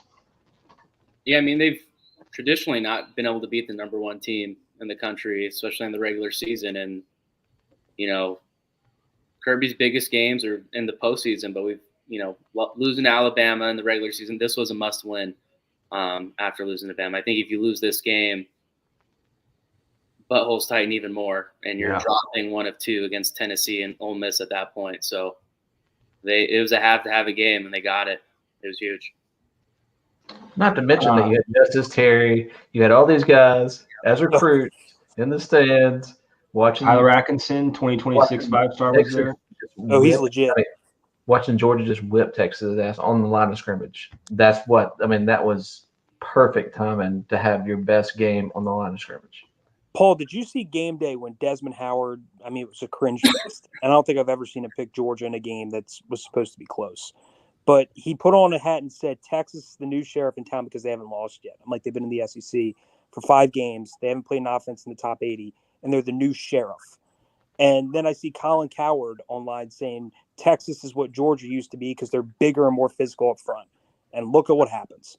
That's the stuff when Kirby is looking at recruiting and looking at his team going, I could pluck those videos and I got material for the rest of the year. These people said Texas and these other teams are the new you, and they're more physical than you. And look at what you just went out there and did. When they compare Kirby to Saban, I don't take a lot of it because, Saban's his own person, Kirby's his own person. But when it comes to these kind of motivational stuff, they're just that's how Saban is. When Saban's back goes up against the wall, talking about rat poison and all that stuff, his team's going to come out and play their best game. His team's going to come out and whoop your tail on the line of scrimmage. And that's exactly what they fed Kirby all week. They fed him all this stuff. And he says, I don't listen to the media. I don't listen to that stuff. He showed after the game. He listened to it. These being doubted me. All this stuff doubted me. But they fed him all this stuff. He fed his team all this stuff. He made his team believe they sucked again like he did a few years ago. And 7-5, and that's the result. When Kirby can get his team motivated and get his team like he was, and he was a different person than that. He had that look in his eyes like he was going into the TCU game. Like, we're about to stonewall these people. And his team, that's what happened. That's what. But I think that, I think those pundits, they went a little too far, right? They wrote Georgia off too quick. But I think a lot of Georgia fans wrote off Georgia as well after watching them all season and watching what happened against Alabama that first half. Yeah, the second half was great, but the first half still left a very sour taste in your mouth. You saw what Mississippi State did and threw for 300 yards with a, freshman quarterback. There's games out there, and they just progressively, I think, just got worse as the time went on. And, you look at it and say, hey, maybe they're right. Maybe Georgia is falling off. Maybe there's a problem in the locker room. There's so many questions, right? But you roll into Austin and win by 15 in the biggest home game that they've ever had, at least attendance-wise, right? The largest home game they've ever had. And their first true SEC like home game where this is the big dog coming to town. Game day was there, and then they, don't show up, and Georgia does. It turns the season around for not only the team itself that they can believe in each other, but also, the fans too for Georgia. So, Ben, also, love you, brother. I've got like 4 other people I got to get on now. So, all right, you guys all take care. See you, brother. Let's bring on. Let's see if I can get Roddy back. This is a game that Sark said several times. We've had this circled on the calendar since whenever. Well, it's the only real game they play all year. Yeah, that's understandable. They have Georgia and Texas A&M circled on the calendar. What would be that? One freaking game, and they got their heads kicked in. And again, it should have been a 48-0 game. Or it should have been an absolute beatdown. You gave them 1 touchdown and a 2-point conversion. It could have been much, much worse. And again, I'm not trying to harp on it, but remember after Kentucky lost to South Carolina, everyone's like, Georgia's going to go in and just blow the doors off Kentucky. Their quarterback, the former Georgia guy, Vandegrift, went like 3 of 10, and they're like, he's terrible. Everything at Vandy's terrible. I'm like, no, that is week to week. You don't play the same. It doesn't translate. Clemson is killing everybody. Notre Dame, who did Notre Dame lose to? Somebody terrible. Northern Illinois. Have they lost since? No. Yeah, one loss. They beat up on Tech today, Georgia Tech. They play Navy next week. You can have a bad day. You can have a bad game. It doesn't mean you can have a great day. It doesn't mean you're going to win the following week. So they've had a great season of playing a bunch of nobodies. Then they played a real team. Georgia has been through the fire, and Kirby Smart said this in the postgame that we were showing on there. They asked him after that great speech that he's going to use to get a whole bunch of recruits. I want guys who'll eat. I want guys who'll bite their ass. Kirby is just it's a brilliant. I said put it on a plaque. Put it on a plaque. Stick it into the locker room. That's going to go down as one of his greatest postgame speeches. But they also asked him, what about Carson Beck? How do you think he held his composure? He goes, he was composed all game. His first 4 passes were dropped. He threw 3 picks. He never fell apart. You guys mentioned he threw 41 passes? 41, yeah, 23 of 41. 50 or 48 the week before, 50 the week before that. The kids, he understands. I'm going to throw picks. Some are my fault, some are not. But he didn't get rattled. He's not a leader. He's not a rah-rah guy. He's kind of got a sour countenance, but the guys respect him, and he could have had a hell of a lot better day if those guys had called. I know some people were bitching about Mike Bobo. Why would you do this, especially like on that when they get the ball back and they only burn 36 seconds off the clock? But the ball hits London Humphreys in the hands.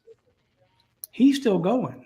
This game could have been so far out of reach, so that the Texas fans are like, oh well, we'll get them next time. You ain't that good. You're not as good as you were last year. You're not as good as you were last year. Yeah, they had some dudes on that defensive line last year that are in the league. You don't. And they'll have some dudes off that offensive line. They've had some injuries. Remember, I think their top 2 running backs were out.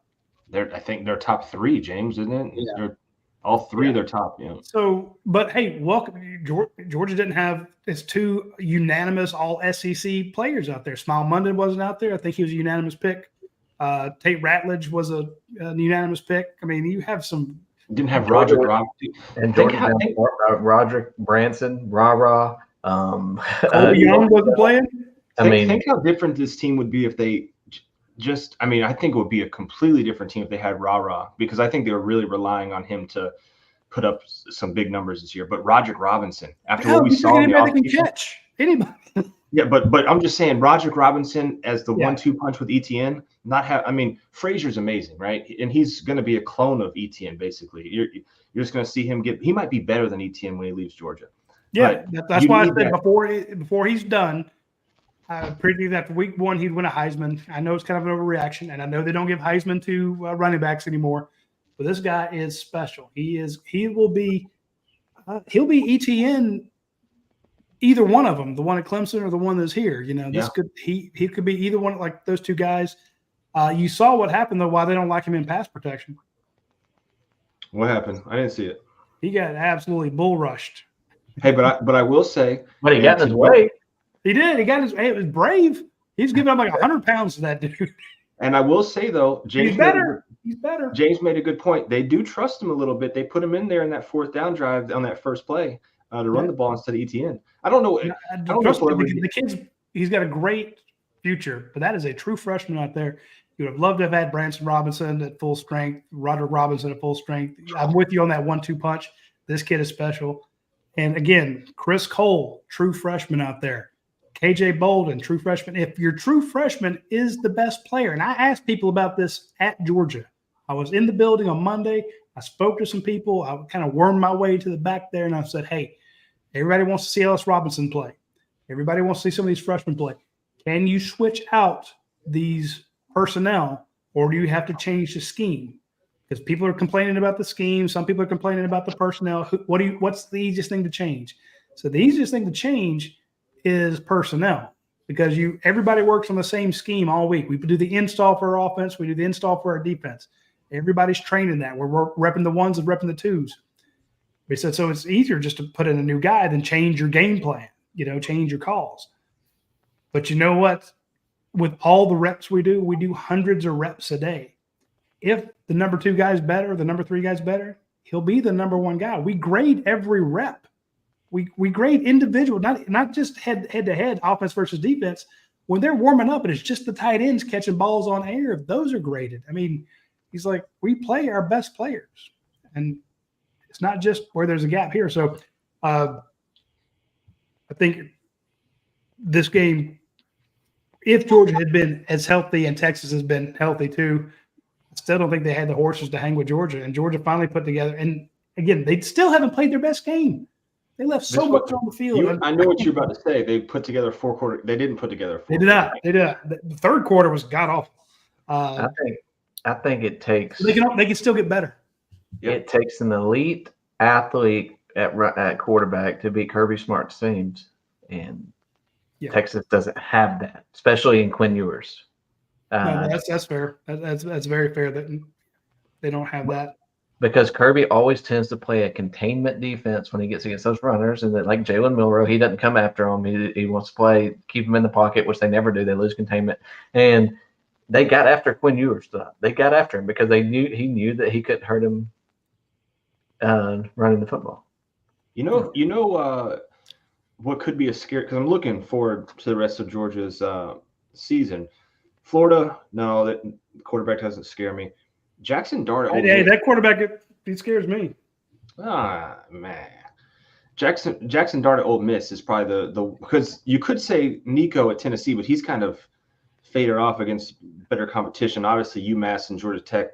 Haynes King's decent, right? And I think that they could give Georgia a little bit of fits. I mean, if that Ole Miss game though is interesting to me. Haynes King didn't play today. Yeah, I know, but he'll be back by then, I think. But Jackson Dart is probably the only one that has the legs, the mobility, everything that a Kirby Smart defense has a little bit of trouble with, James.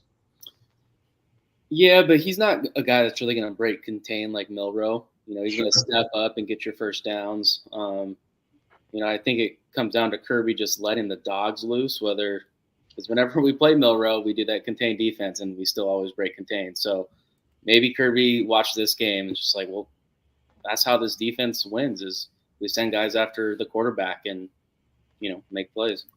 Probably my favorite defensive play by Georgia is watching Jalen Walker spy for like 2 seconds and like hitting the L trigger on Madden or LB on Megan, and then releasing the spy, and he just shoots in there like a freaking cannon. What position is when they do the 2-on-1 and he comes in, any of them come through that A gap. I love Schumann's A gap blitzes. What position? We need a better zero technique to get some of that pulled off. What position is Jalen Walker playing? He's playing inside linebacker a lot. Yeah, he's playing, but it's not really like he's not like it's weird. So you have CJ Allen or Raylan Wilson back here, the typical middle linebacker spot, but Jalen's like a few steps up from him. It's almost like they're like, hey, you're a hybrid outside inside backer, and that's what you're going to play. You're going to play in between both of those positions, and then you'll go from there. It's the weirdest. On third downs, they're taking both C.J. Allen and Raylan Wilson out, and they're bringing Chris Cole in and bringing Jalen Walker in along with their speed package. So it's crazy where they have him lined up. Go back and watch where they have him lined up, and it's not a middle linebacker, it's not an outside linebacker. It's just like, hey, Jalen, you have your own spot here in this little circle area. Just don't move out of there. It's funny watching him spy Quinn Ewers, like that guy was going to run anywhere, but like, hey, we're not going to let you beat them with their feet. And shout out to Carson Beck's 2 runs. I love if people that want to bitch about Mike Bobo, you guys can all go fall down a well, because when they got close to the goal line, he called a quarterback run with his quarterback, and Carson almost punched it in. Nobody in the whole damn stadium was expecting that. Is that the first time he pulled that on the read option there? That has to be the first time this year he's actually pulled that. He held it to they held it for 7 games, man. Like, we're going to do this, and I thought it was great. And then when Carson got that first down, running like a giraffe on steroids, man. You cannot tell me when he rolled out right there, your butthole wasn't this. You couldn't fit. Oh yeah, man. You could have made diamonds up there, baby. Yeah, I mean, because there's no way you're thinking, oh, he's about to go run for a first down. And there was a guy wide open. Couldn't tell you who it is. Maybe 10 yards down the field.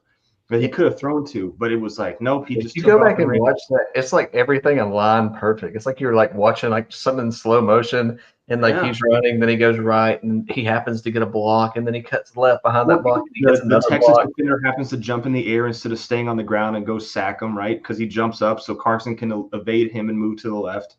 We definitely need two offensive linemen, barely squeezes in through both of them. It's just like, dude, what? You need some Titanic music behind that run. Yeah, somebody needs to make that for sure. James, I appreciate you. I want to get Andrew on here, man, if you don't mind, brother. All right, later, guys. All right, brother. Be good. Awful line for Beck, though. 23 of 41 for 175 yards, 0 touchdowns, 3 interceptions. You just not looking at that? Look, they came in. Quinn Ewers and Beck came in as the 4th and 5th rated prospects. Draft prospects. Oh, they stunk up the place. Quinn Ewers, 25 of 43, 211 yards, 2 touchdowns, 1 INT, 56% and 58% completions, respectively. Here's a Beck might have went in front of Quinn Ewers, but they both went down. here's the thing with Beck, and here's kind of an overreaction / hot take. I think he probably at this point, and not to say that he can't get better this year, at this point right now after this game, he would have been drafted higher last year than had he stayed this year. He's falling down. It was a loaded class last year, so he might still be okay. Man, I think he is not making money this year. No, I mean, good thing he got the NIL, because right now he great throws. Oh, by the way, he doesn't have a Lambo anymore. He traded that in for Range Rover. Hey, I'm glad that's on the top of their priority list. You know, glad that's maybe it's the difference. You know. Well, I hope not. I hope this isn't the Range Rover games. 23 of 41 with 3. Well, win over number 1, it doesn't matter. I guess right. He made the plays. Just as we can make, say, hey, look, he had 3 INTs. He also won when he made some huge plays, won you the game. You can't win without a good quarterback. He's a good quarterback. He did not have his best night, but he did enough. Again, the fact that he didn't get rattled, even with guys dropping balls, he'd have had a much better night if the guys had caught the balls that he put in their hands. And sometimes you just gotta help a guy out. I thought, you remember when Trevor Etienne kind of dove for that touchdown and that first one? I mentioned that. Go back to that Ohio State game where Brock Bowers dives for the first down. He puts his hand down, pushes himself long ways upfield, and gets the first down, changes the whole entire outcome of that game. And I've been saying, where's the guy that helps Carson Beck do it? And we saw Trevor Etienne dive into the end zone. And like, where are those? We saw it on defense today. Jalen Walker doing his stuff. Mykel Williams doing his stuff. Tyron Ingram-Dawkins, Christian Miller, Chris Cole, Raylan was defense was lights out. That is the first time I've seen Damon Wilson look like the player he was in high school. The first time. Huge night tonight. Yeah. He took on a guard tackle combo double team. Jalen Walker wound up getting the sack, but he crushed the right side of that line. He was driving both of them backwards. I'm like, look at you. And I really think someone mentioned it in the comments section there. Kirby Smart says, y'all didn't believe us. Nobody believed in us. And he also will tell us in the press conference Monday, I never would listen to anything you guys say. Oh, yeah. We don't listen to the outside noise. We tune everything out. And then he'll say, you guys are going to write this. You guys are going to write that. And he thinks every time you ask a question, he's trying to think, what are you going to turn that into? And he jumps 3 or 4 steps ahead of you, sometimes inferring incorrectly what you're asking about. I know the one thing is everybody gets pissed off, like, why Kirby's saying this again? He thinks everybody's against him. I said, it doesn't matter what people think. It doesn't matter if we believe him. If it's all that matters is the locker room. That's all that matters. And if he gets in the locker room to believe that they're not good enough, or they can't win this game or whatever, that's the only thing he's got to get. And he'll say it exactly this game, but it don't matter what everybody else thinks. It's all that matters is what in between that locker room. The best thing that could happen was Vegas came out and made them favorites. And he's like, we're good. You guys I haven't been able to use your underdogs motivation in 49 games. He's like, man, he probably took Wednesday afternoon off. He's like, I don't have to write a pregame speech. I got that made. So he basically, think about this. You finally get Michael Williams back for more than 11 plays. You get Jalen Walker, Dalen Everett. And everybody was dog cussing Dalen Everett. It's like, oh, you're terrible. Then all of a sudden he gets a strip sack, fumble recovery, interception. The guy had a great game. But you told all those 4 and 5 stars for an entire week, you guys suck. You don't stand a chance. 75% of the population's betting on Texas to beat you. Which, if you watch the last few Georgia games, that's probably a move. Absolutely. Like it's. You guys do kind of suck. Like, I said Georgia. My first thing was Georgia's. I can't see them winning because we haven't seen them put together a game. And even this one, the game they won, it was still like falling down a flight of stairs. And then at the end, you kind of pop up like, hey, I made it. Right. No broken bones. Shit. All right, let's go. Yeah, let's keep going. That's exactly what it felt like. Yeah, it's like you fell down a flight of steps and you wound up on your feet. And you're like, how the hell that happened? So again, I'm thinking. They can lose to Ole Miss. They can lose to Tennessee. Things can happen. It's a long season. You're nowhere done. I said Georgia could lose by 28. They could win by 28.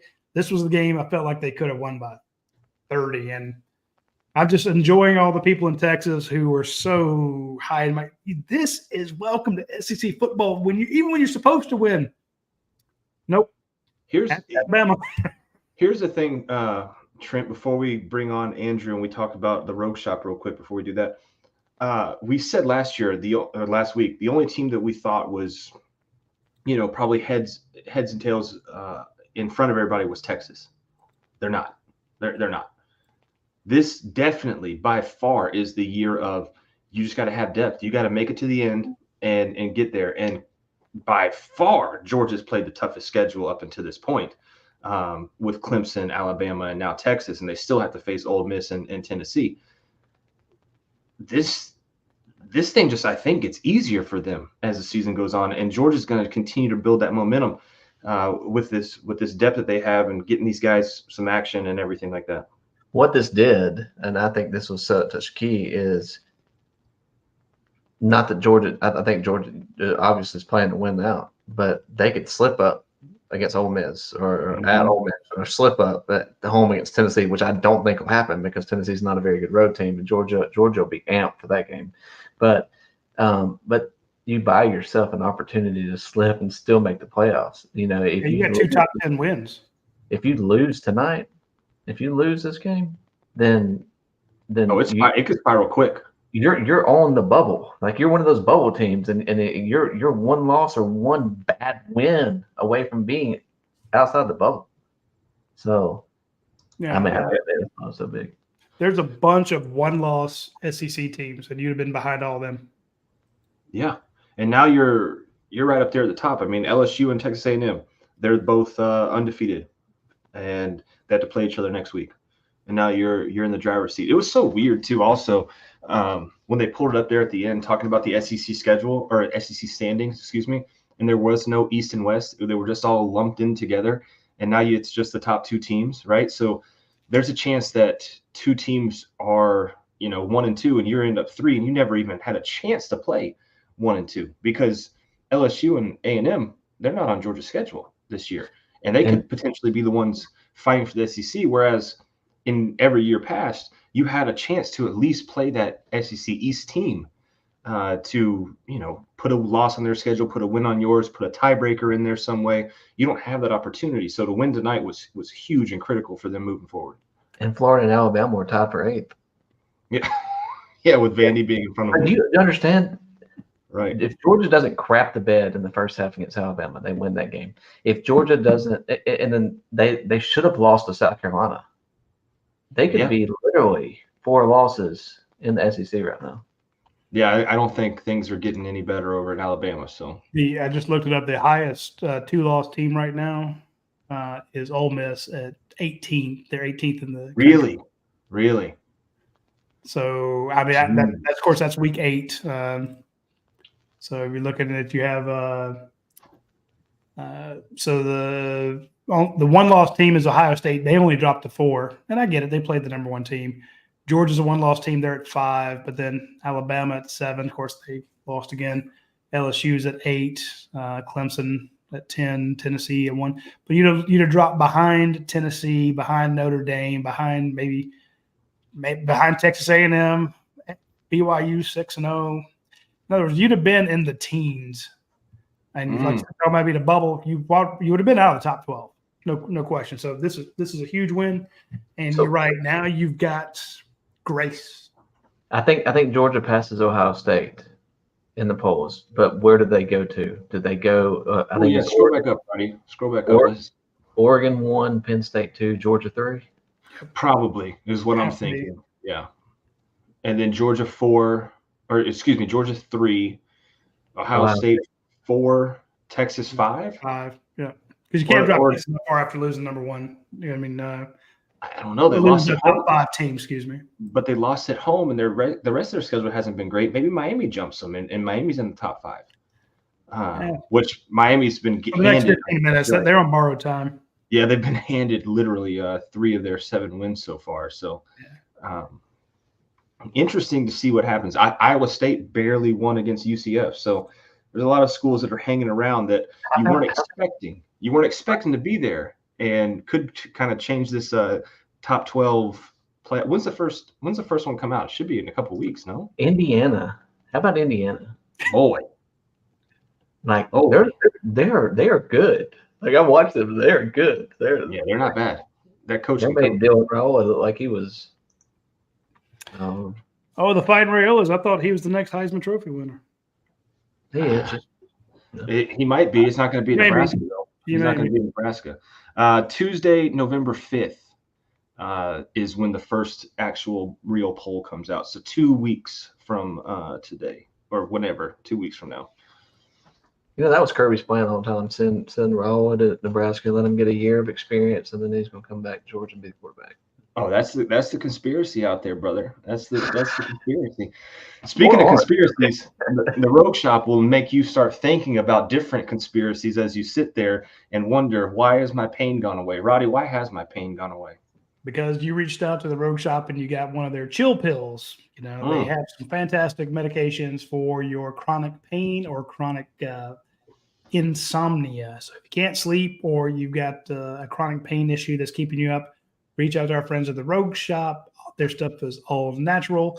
Comes from a former D1 athlete, a former member of the military who did not want to get hooked on pain medications, but had some very serious chronic pain issues from his time in the military. And he's like, look, these cannabinoids are great anti-inflammatory items. And he and his wife, Charmaine, Richard, they decided, hey, let's look into this. And remember, this was a guy who's like, say no to drugs. He was very much, like Project Dare. He didn't want to do any of this stuff, but he's like, there's something to this. There's a reason why it's being used all over the world. So, and of course, he didn't want to trust any of this, this work to outside sources. He learned it himself. So he and his wife, they actually, like the gummies and stuff, they bought candy making machinery, tens of thousands of dollars, because they couldn't find anybody to make it the way they wanted it. So it's a small shop. It's just the 2 of them. They make fantastic stuff. and they are a huge supporter of our site. And I will tell you from experience, I have friends with chronic pain, I have friends with insomnia. The stuff from the Rogueshop takes care of it. Use promo code Bulldogs10, BULLDOGS10, get 10% off. Also, that lets them know that you heard about it on our show. So if you use promo code Bulldogs10, they can go back at the end of the year and say, we got this many orders using that promo code. Let's renew that contract with UGA Sports and get the word out. They've been a member. I mean, they've been supporting us for I think this is year 4. Yeah. They're big on the Texas side as well. He's actually a Texas fan. I'm about to text that son of a bitch. I know he's down. But tomorrow, Richard, what nice little Sunday afternoon text. Right when all the texts quit coming through, you send that last little dagger. Yeah, last little dagger, last little assault in there. We had Clayton and Andrew, bring them on. All right. Let's step out here. Andrew, what's up, my brother? How are you? What up, buddy? Man. What's going on, man? I'll tell you this: before the game, I probably needed a bunch of those Rogueshop. Hey, I probably ate those like Skittles. You better get you some, because there's gonna be a couple tougher matchups down the road. So go ahead and get them, and you'll be good to go. Yeah, 100%. I'll say this, man, and I've been listening for an hour now, and I'm so excited for what you guys have been talking about. But I'll say this: the one thing that I want to bring up is to talk about this defense. So there is no Nakobe, there is no Jordan Davis, but how proud of us as Georgia fans can we be of this defense? They stepped up tonight, and there is no tonight. The way they played, there was no superstar. Jalen, right? Jalen played really well. Michael had his big moment, but the defense as a whole was Kirby Smart, like blood through it. What a performance by the defense. I was so proud of that defense, man. Trent, when's the last time Georgia had 7 sacks? And I can tell you this because our friend Dave McMahon put it in the group chat, so I kind of been cheating a little bit. But the most sacks in a game by Georgia under Kirby Smart. The 2021 Peach Bowl against Cincinnati, they had 8. 2021 against Clemson, they had 7. Mm-hmm. And then tonight, they had 7. There's only been 3 games with 7 or more. Wonder who had all the sacks against Cincinnati. I don't know. I can't remember. A lot of players opted out. Was it Ojolari? Was he still there then? I don't. Now you got me want to look it up. Was it Aziz? Let me look it up here. Let's see. It might have been Aziz. They had 8 sacks, is what Dave's saying. Box score, Georgia, of course. Why does it not show this shit on? Like, it shows the box score. It just shows the. Yeah, crazy though. But what a performance! What a performance by the defense, dude. Crazy, unbelievable. Like there wasn't, like I said, there wasn't a Kobe, there wasn't a Jordan Davis, there wasn't a Jalen Carter, there wasn't, Walker. Like it was. I mean, did they call Malachi's name like in a big moment? Like it was a total effort of the defense, and it was incredible. It was so incredible to watch Kirby and Lanning put that defense together. I mean, Trent, what do you think? That was the best I've seen them tackle all year. Yeah. After all, Roddy talked about, Roddy, I hate that Roddy got to leave because I wanted to bring this up. Like we've all talked about how they've missed tackles and all that stuff. And then like tonight, they were so on it. They were so on it tackling, like because Quinn's dump down was to the running back, and all of our safeties were right there or our outside linebackers are right there to tackle, and it was incredible. What a performance by the defense. I thought it was one of the best performances after some of the showings that we've had by our defense in years. It was awesome. It was freaking awesome. Yeah, the secondary was great tackling. I thought inside linebacker played very well. I know there's no Nakobe Dean or Channing Tindall, which I think Jalen Walker, Channing Tindall on roids. But you don't have those Roquan Smiths, but I think C.J. Allen played his best game of the year. I think Raylan Wilson played very good. There wasn't many. I mean, you've looked over the past 3 weeks and you've just seen players out of place. Like you've seen players get, like they talked about the eye candy. Like last week, you saw the inside linebacker get sucked in and they ran a little play to the flat. You didn't see that. I mean, they ran a good play down there that got our guy in motion. It got, I think it was, Humphrey or Everett in motion, and they ran a little touchdown to Bond down there, which is a great play. That's not given points. Given points. Let's not forget about that. Do what? Yeah, given points. That everybody's already talked about that call. That was the worst call I've ever seen. But overall, I mean, I think the defense was in place all the time, and just a defensive line that can wreak havoc helps your secondary out. And I'm not sure Miller played really well too. And I'm not sure how much the secondary improved, but that allowed them to play too high safety most of the game. They still couldn't run the ball, and Georgia could get pressure with 4. And that is Georgia football. What we've seen the past couple of weeks is having to suck safeties down, send extra guys. That's not Georgia football. Georgia football is not a blitzing team. And then how about? And I know he didn't make the pick, which it would have been the greatest pick ever from a linebacker, but like Chris Kroll. Oh my God, dude! He's from Virginia, right? Virginia kid. Yep. Dude, 18. My God. He almost tried to come down with that ball, and that was nasty. Like he's working his way in to be the next dude. That was one of the most athletic plays that didn't come down. That was awesome. Chris Cole and Justin Williams are both dudes. And Justin Williams, my God. I'm curious how that linebacker room looks next year in terms of who's starting, because to me, does CJ come back? Yeah, he's a sophomore. Yeah, both of them are sophomores. CJ's there. So, but to me, what's crazy is I think that CJ next year is kind of on the outside looking in, and Raylan and Chris Cole are the guys. And that's CJ turned into Pop. I don't want to say that out loud. I don't either. And because CJ, he got hurt tonight, but came back in, right? Yeah. The only reason I say that he's not because Jalen's gone and CJ and Smiles gone, and CJ's the one that has the plays called into him. He's the captain of the defense. It's going to be hard to take him off the field. And BD makes a good point. He says Chris Cole is a Sam like Raylan for sure. That's also another reason why they play different positions. When I was curious about this, I looked it up.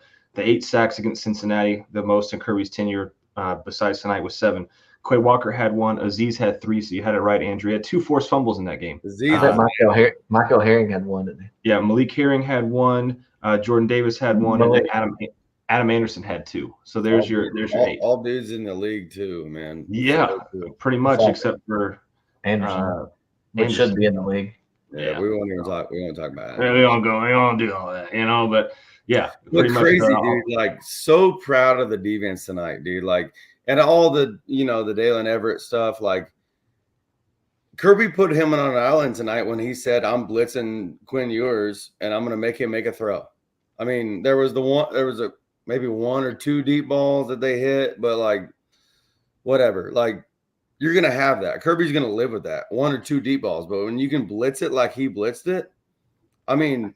If that is Georgia's defense for the rest of the year, I'll pick Georgia against anybody.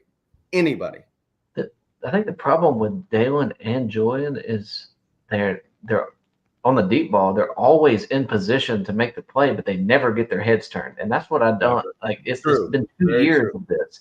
Very true. It's not like Tyson or some of the corners of the past. When Georgia has them back down. On the 5-yard line, he can chunk one up, and the receiver can come at the ball. That has to be picked. That's a terrible pass, and they're out there talking about that's a big pass by Quentin. No, it's not. It's a terrible pass, and he underthrew that thing by 10 yards. And are you watching the ball? Are you watching the ball? Are you going to get the ball? Yeah, neither secondary player is looking for the ball. So Trent, let me ask you this: everybody all week was watching the social media videos of Elias Robinson. The video was like from the back end, watching him running the ball. Obviously, he didn't get to play tonight because for whatever reason, the defense was playing awesome. but that's like what you want, right? Yeah. And I think what holds Ellis back from playing is Dalen's and those guys' physicality on the outside, like making those stops. You don't think he's like as physical up front, like in press coverage or something? I think he's a rail. I mean, he's like Julian Humphrey. He's going to get there. He's 100% going to get there. He may be like a DeAndre Baker one day. A lot like Julian Humphrey was last year, where they just kept saying he's not physically ready. He's not physically ready. And I mean, the way Dalen Everett came out and made stops today, and like he's not because he was doing it in run coverage too. He's not when he hits you, like he's not falling backwards like you see these DBs. Like he was. So I think that's a big reason why Dalen's in it, because Kirby always builds his team on physicality, and it doesn't matter. He's going to have 11 guys out there that's going to play physical, and I think that's one of the big reasons that Ellis has not seen as much playing time. I think he's the best cover corner that he's the best cover corner that I've covered in many years. Because he played a little bit in the Clemson game. I was at the Clemson game and got to watch him, and I was like, dude, this dude's turning his head every time. Like, but sometimes turning your head might get you in trouble if you turn too quick. But like, he does it like with a purpose. Yeah. Mm-hmm. But I agree with you. Can he press coverage up front like Dalen and Julian do? I don't know. We'll see. He's going to eventually. Like, he was the #1 player in the country for a reason. So, well, I wonder if they do something different with all the guys out in the first half of Florida. Yeah, they got Thomas and they have. He might have to play now. But I wonder if they do a little bit of sliding Dalen inside and playing Ellis on the outside, because I don't think the other corner got any playing time tonight either. Harris. Yeah.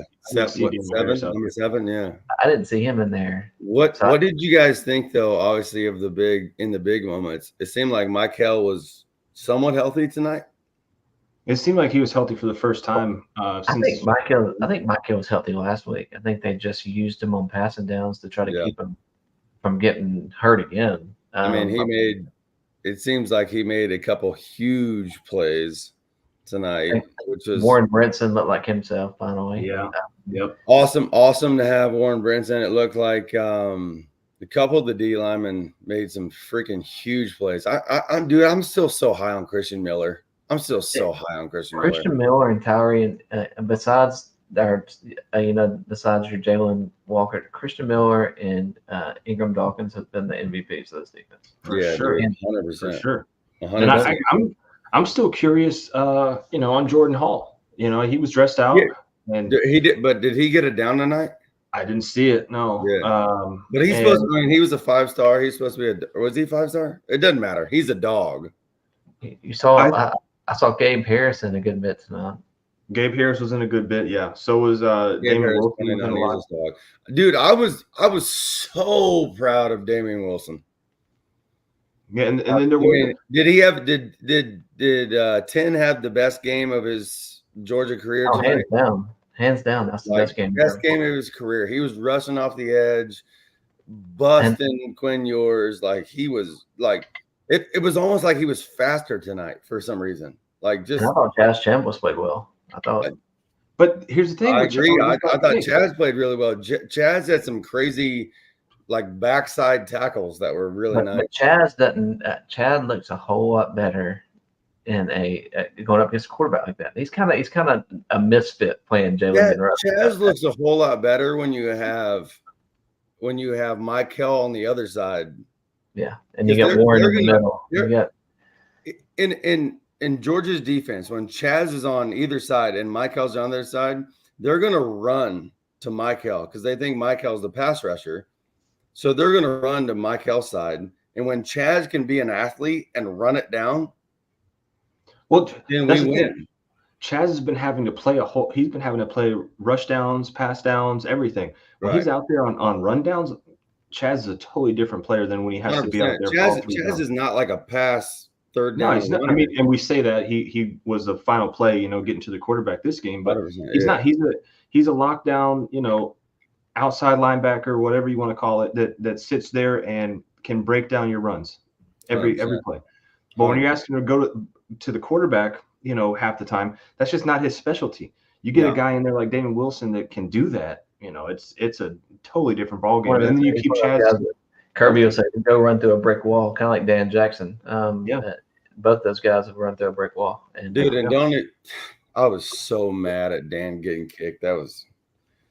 You guys have already talked about it, dude. I was about to throw up with some of these calls. We don't have to get into it all, but like I was beside myself watching that game with that.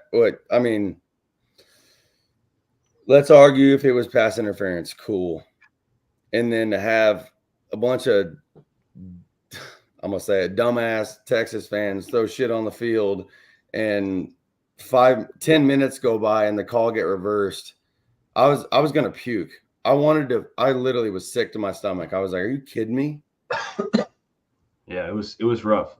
The worst part about the targeting call, I just hate the fact that you could have a targeting call at 14:58, left in the third quarter, and you should sit out 2 quarters of the next game. I think that's stupid. Yeah. So now you go bye week, go to Florida. I mean, Elias is probably going to have one with 2 seconds left in the first half, and only have to sit out the remainder. The Aguero call was absolutely awful. Yeah, it was terrible. Hey, Paul, I want to ask you about this though. The stat, and we were talking about this. Carson 23 for 41, 175. Quinn 24 for 43 for 211, 2 touchdowns, 1 interception, blah blah blah. But like, I agree that Carson made some throws that were questionable, could have got caught, blah blah blah. But like, I think that the better this defense plays, Carson will be okay. He needs to make some better decisions, but like, I'm glad Roddy's here now. Carson made some questionable. It needs to be better. If the person he's supposed to be, it needs to be better. But some tips, crazy interceptions, okay. But like, I would not argue, or I would not deny that I think Carson. I don't think that Quinn outplayed Carson. Carson had a bad game, and let's call it what it was. He did 100%. But I'm just saying, like, you can't have 3 interceptions, no touchdowns, 54% completion rate, and say you had a big day. He also plays at one game. Say he had a big day. I also think Tate will get better because Carson Beck get better because of Tate coming back for maybe Florida. Roddy, do you know if Tate's coming back soon? He'll be back for Florida. He could have played today. Which will improve your run game, which will take more pressure off of your pass game. So I think Carson Beck's feeling a lot of pressure with not a lot of help, and he doesn't have a lot of confidence right now in the people that he's throwing to, which is a double whammy.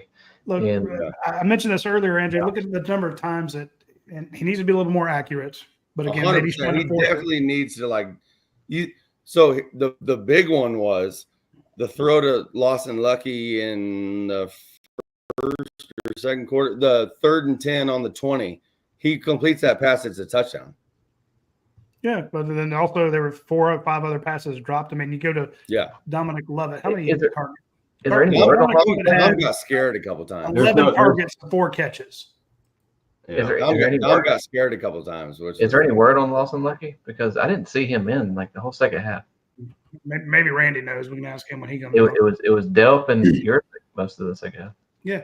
But you talk about will he be better with if the defense is better? Well, you get more 3 and outs. You get more plays. Right. Georgia had 9 possessions in the first half. They only had 8 possessions in the entire game versus Mississippi State. Auburn. Yeah. So again, Kirby Smart talks about complementary football. It is not a coaching cliche.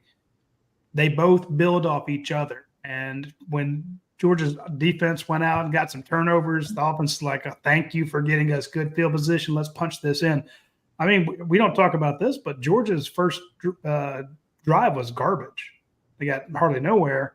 Yeah. And your punter comes in and then to watch them run the ball the way they could run the ball was wild. You want to come out and a good kicking game, again, it's complimentary. Everybody builds on it. So Roddy, besides your kicker doing some whatever he did at the beginning of the second half, does Georgia have the best special teams in the country? I think you got the best kicker punter combo. I worry about their kickoff coverage. I think that was scary. That was scary. that's scary, but I think they have the best kicker punter combo for sure. Yeah, that's pretty good. I missed this earlier before I got to get on. But Roddy, I would love to hear what was the point to do the surprise onside first half or second half?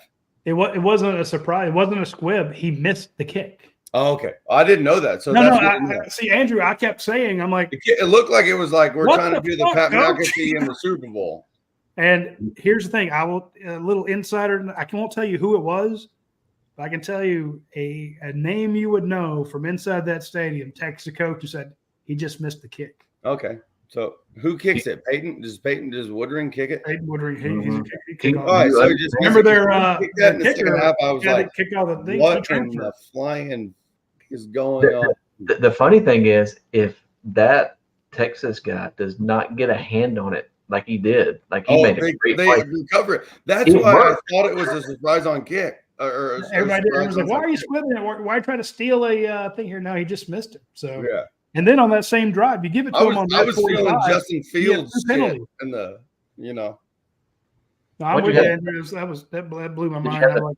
What penalties did you have? Do you have the face mask and the defense pass interference on KJ? Was it Bolden? Yeah. Yep. Well, Michael got on Arch when Arch was in. Dude, that was another thing. We were sitting there watching the game, and I'm like, all right, here we go. 3rd and 10. I'm like, wait, Arch is in? Yeah. All of a sudden, I didn't even realize. ABC missed that. He was in for like 2 plays before they really caught up or something. They should have gone to the sideline showing him warming up. They kind of missed the ball on that one. So yeah, that was wild. I wanted to put up on the screen here what Steve Sarkisian said. Oh, I can't wait for this. Your screen it's not popping up on mine. Okay, well, I'll just read it to you. He says on what made Georgia's defensive front hard to handle. He said, "Well, I think number 13 being healthy helped him." He hadn't played there for a while. I think he played 9 snaps last week, and he came back tonight ready to go. He's a problem. 11 is a physical player off the edge as well at linebacker. Mm-hmm. You don't have the top 1 or 2 recruiting classes in the country for 6 straight years, not have good defensive personnel. Well, and isn't the other thing that all of College Game Day has been talking about that Texas has the best O-line in college football? It's up there. That left tackle is going to be either the first or second left tackle off the board. Yeah, I'm just saying, like, obviously Roddy was pointing to it earlier after watching College Game Day all day when they all just were kissing Texas's ass about how good they were and how good the O-line was and all that stuff to watch.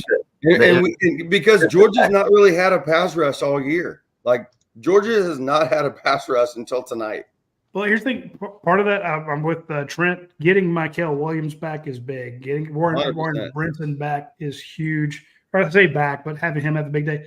But Christian Miller. Jalen gets to play faster when Michael's on the field as well. Yeah.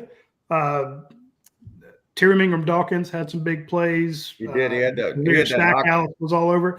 And I get to take one victory lap. I never get to say, hey, I was right. Most of the time I'm wrong. But in my column this week, I wrote Georgia's defensive line could be the difference here. I mean, that could really affect this game. Down the stretch. Getting Michael Williams back. And he played 11 snaps last week, I think. Trent, is that right? You do the snap count? Yeah, that's correct. And they are all 11 against 11 passes. Yeah. So Georgia, and lots of times people go, well, Georgia, I don't think did they get a sack against Mississippi State? I don't think they did. No, but all but one of them, they had 0 sacks, and both they just can't do it. Maybe when Van Buren rolled out or something, but nothing. It's not always. They had more than 8 QB hurries. I can guarantee that. Yeah. So, dude, I mean, what a freaking trophy to Kirby Smart, like, and all the defensive staff. Like, what a freaking show they put on tonight, dude. It's the Overreaction show, but I'm so freaking proud of what they did for this. Like, this is the Georgia defense. This is the Georgia defense that we all thought that they had. It's the 5-star recruits, the 4-star recruits, and the 3-star recruits that Kirby freaking puts in to make 5-star recruit. It's so awesome to watch it. You know what stands out to me on this defensive chart? Lawson Lucky had 2 total tackles. That's crazy. That was Beck's picks.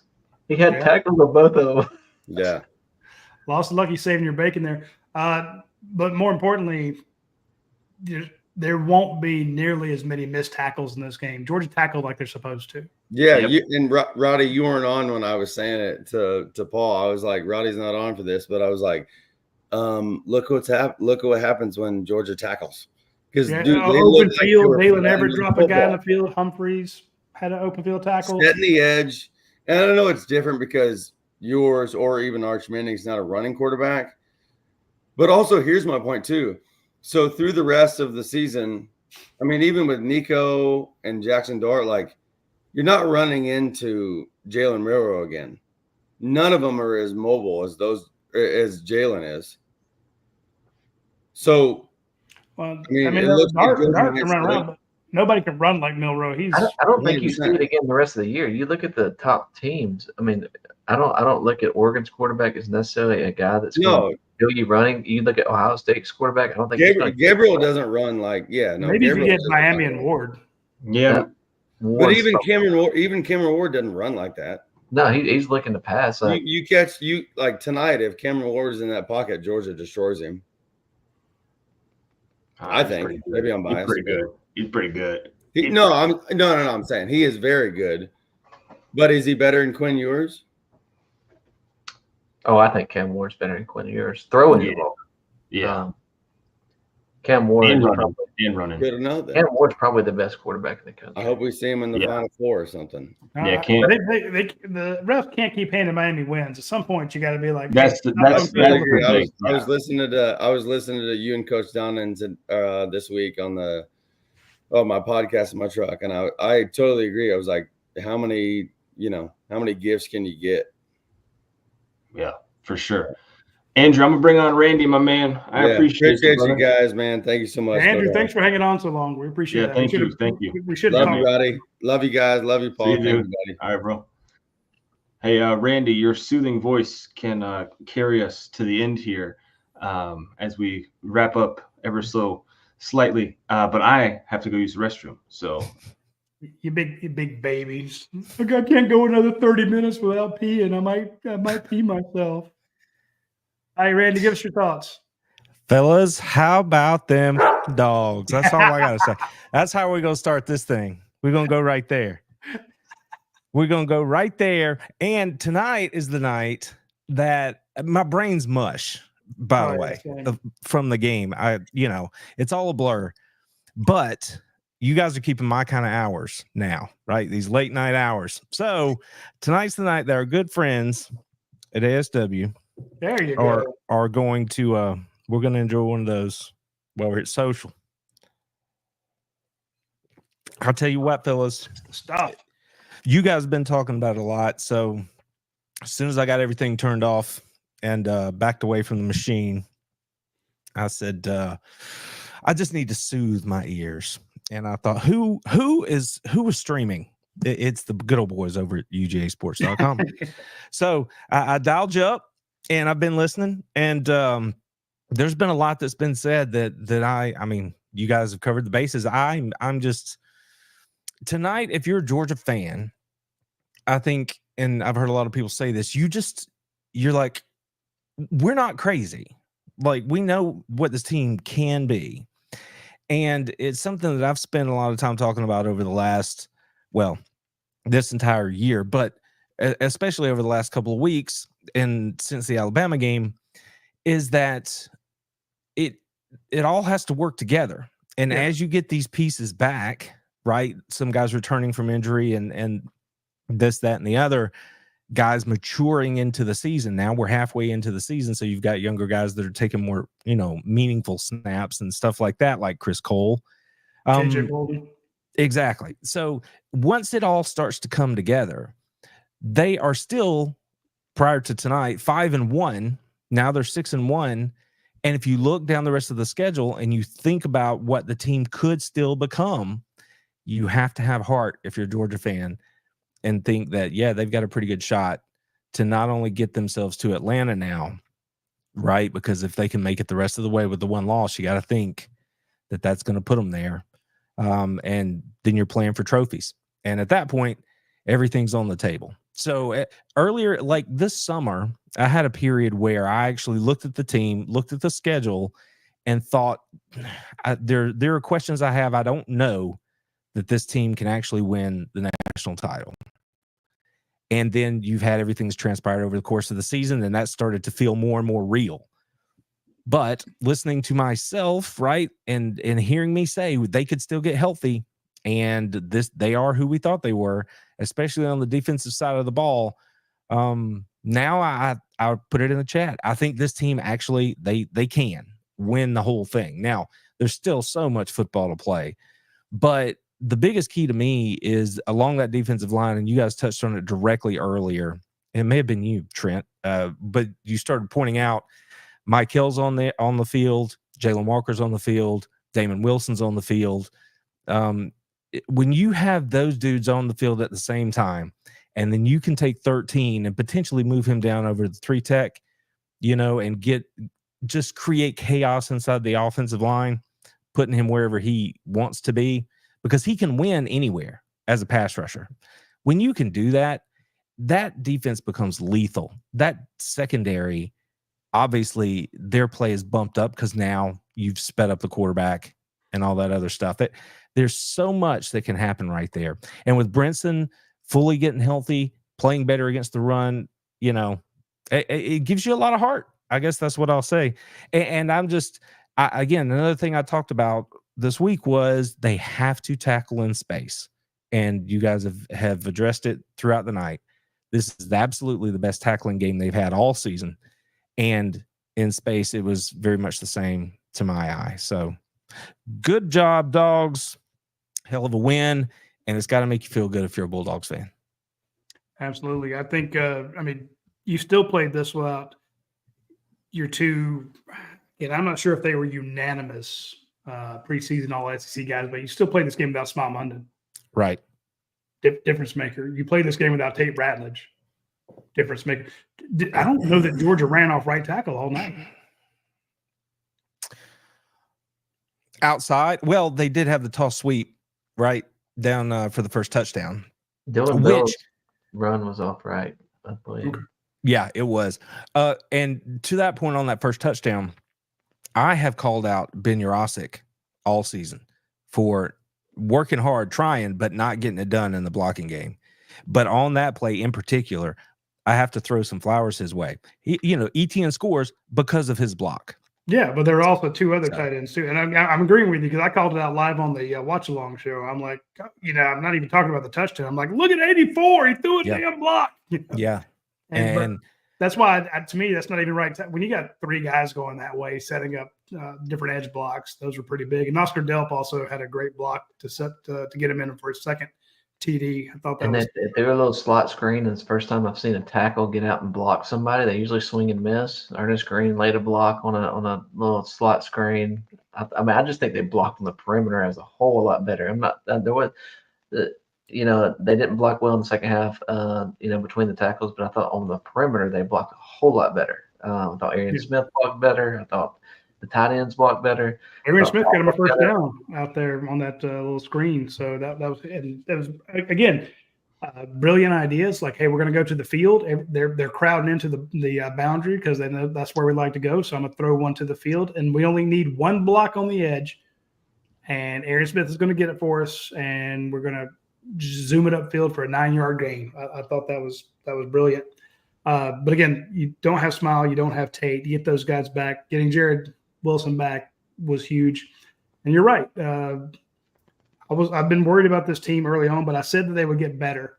And it just felt like with the new, this all week after, Georgia loses to Alabama, and they have a closer game than people would like with Auburn. Then they really stump a mud hole in Mississippi State, but they let them come back. And Kirby actually said our defense was embarrassed last week. Yeah. So they were embarrassed, but they still won the game, which is important. And he said, we got their attention with that, because every time he has a loss or any sort of, again, motivation that he can use, It's like you're not all your press clippings. Pay attention. So he got their attention. They came back, but it's hard to say week after week. I think this team can get better when the feeling was, the conventional wisdom was, they're spiraling out of control. And I'm like, I don't see it. And of course, then there's the Colby Young arrest and then Jared Curtis decommitting. And it's just like, it doesn't feel like you're on a championship run because you forget all the crap that happens during a season. You remember that championship run in 2021? We were all still fighting on whether or not Stetson Bennett should even be in the damn game. I had 100 people telling us, we will never beat them if he's in the game. And you lost a game with him, regular season. So my point is, it's tough to say it, but you're right, Randy, when you mentioned they still haven't put together a 4-quarter game. No. I'm not looking at anybody, Trent, all on that top 25 list that Georgia was an underdog in this one. They won't be an underdog in any of their other games. No. Are you worried about Oregon? Hell no. No, if they play Texas again, they won't be an underdog. Maybe Ohio State.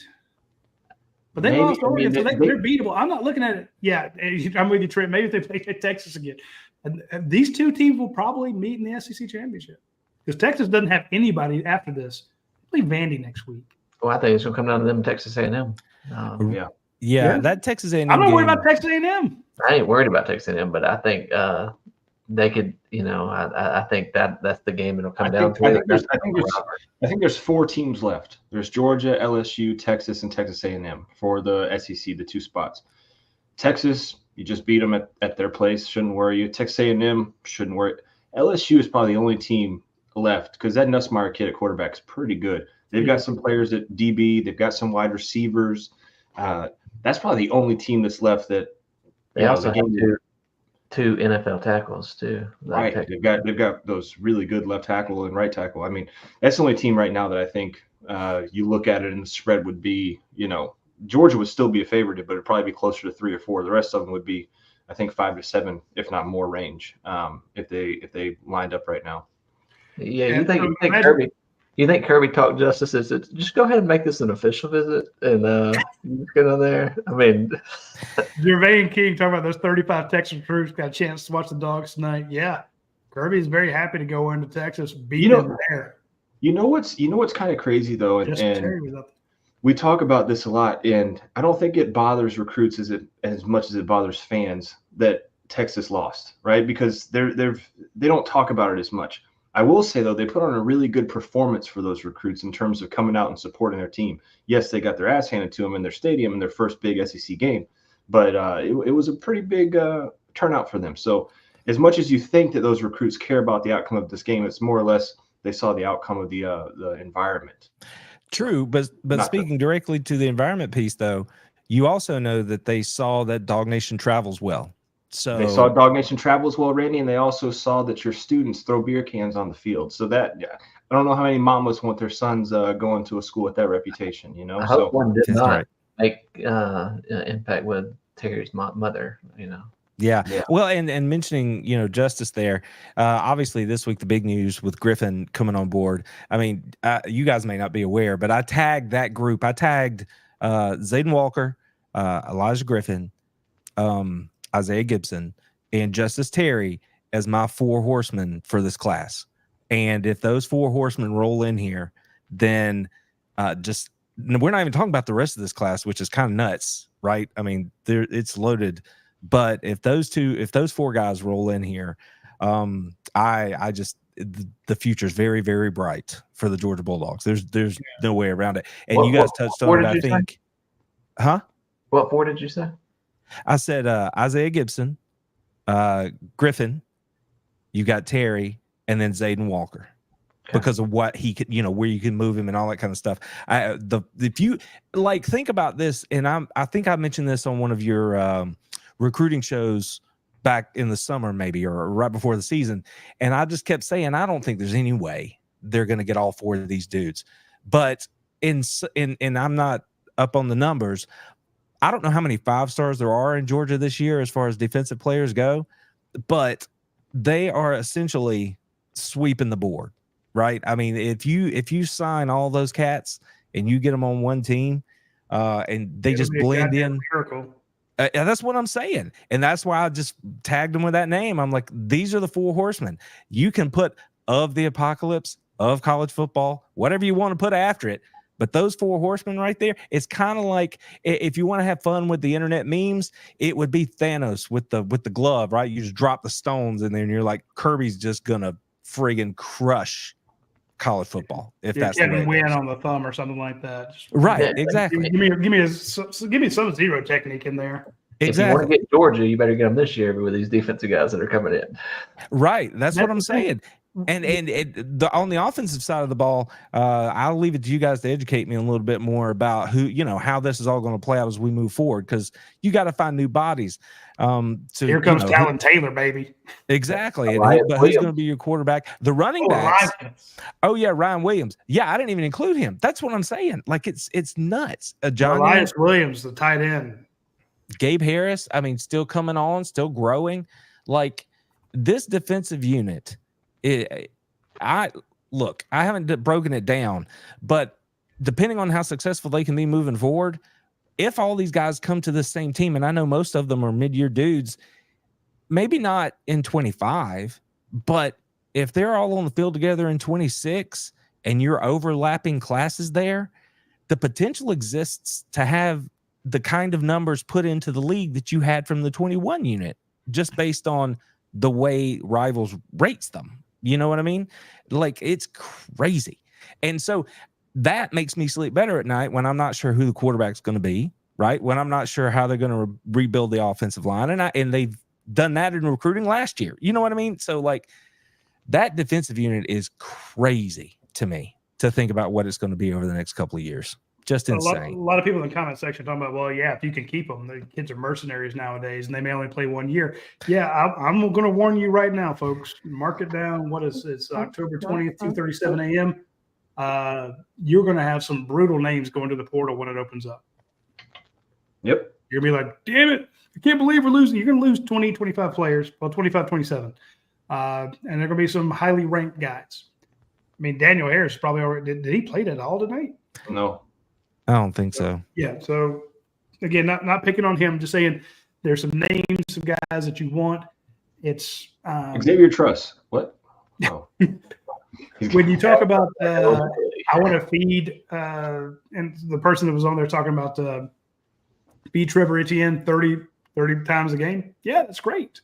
But when you sign 3 running backs and one guy's getting 30 carries and 3 guys are all sitting around kind of looking at each other, you're going to lose some of those. But here's the thing. Don't worry about it. And the reason I say that, again, Georgia gets better as they go, but there's a lot more parity in football. We're just talking about nobody in that top 25 scares us. Maybe last week we're like, I don't know if they could beat Texas. I don't know if they could beat Oregon. We don't feel that way after this win because everybody else is doing the same thing. If you have good players at Texas, good players at Ohio State, good players at Clemson, wherever, they too are going to transfer. Ole Miss is going to pick some up. Ole Miss is going to lose some. Tennessee's going to pick some up. Tennessee's going to lose some. Georgia picks some up in the portal. You know, you've got your London Humphreys when he normally catches. He's normally pretty sure-handed. You know, you've got Trevor Etienne out of the portal. Where would you be without Trevor Etienne? You get him. In other words, God. I wrote a whole column saying, look, stop basically second-guessing Kirby Smart. You know, everybody was telling us, Kirby, you can't win a title with Stetson Bennett. He won 2. If Kirby Smart thinks that, and again, me and Kirby aren't buddies. The best thing that can happen to UGA Sports is Kirby Smart leaves and we have a coaching search. We get thousands of new subscribers. I mean, coaching searches are great for news outlets. And that's, hell, half the time that's why they write articles saying this guy needs to go because they want a coaching search. So I'm not here to sing Kirby Smart's praises, but the man is successful. He's won you 2 titles. So all the second guessing of him drives me crazy. He's good at what he does. And so if he thinks that, this is how we're going to do it, hell, give him the benefit of the doubt. He's earned it. My point is, if there's an NIL issue or, Georgia's behind in NIL compared to some of these other schools, Kirby's still going to be right in there fighting with him. He's getting 5 stars without paying them off like everybody else. Plus, he does pretty good in the portal. So, in other words, if it comes down to roster management, you have the best coach by a mile. And it's not like other teams aren't losing people in the transfer. Other people aren't signing good guys out of the portal. Kirby does all that. Everybody's having to deal with it. And I'll take Kirby over every one of those other sons of bitches in a heartbeat. Amen, brother. I do want to say, I think Trent mentioned it earlier. He was talking about Damon Wilson and how tonight he looked like the guy that he thought, we all thought he was. And Trent's been telling us about him for 3 years. Well, I want to tell you about him right now, and you guys have touched on it before, but his story about what he's doing today, right, to remain like as focused as he can be on being the best player he can be. Right. If I'm not mistaken, he's living with his parents. They moved up here to help him just stay focused. He's a cat that doesn't go out and party. All he does is try to work and get better. And when I saw them this season for the first time on the field, I'm like, you can tell that he's put in the work in the offseason. Completely different body type to my eye than what I saw last year. And yeah, I'm always like, he's so close. And this week was one of those weeks where he's starting to break through and be that guy. And I just think that in an age where you've got people who, like you just addressed, are running off to wherever for whatever reason, good luck, Godspeed. But then you've got a cat like Damon who's like, I chose Georgia over Ohio State because of the development pitch. And then you see him live it every day that he's been there on campus, from as far as I can tell. And now you see him produce on the field.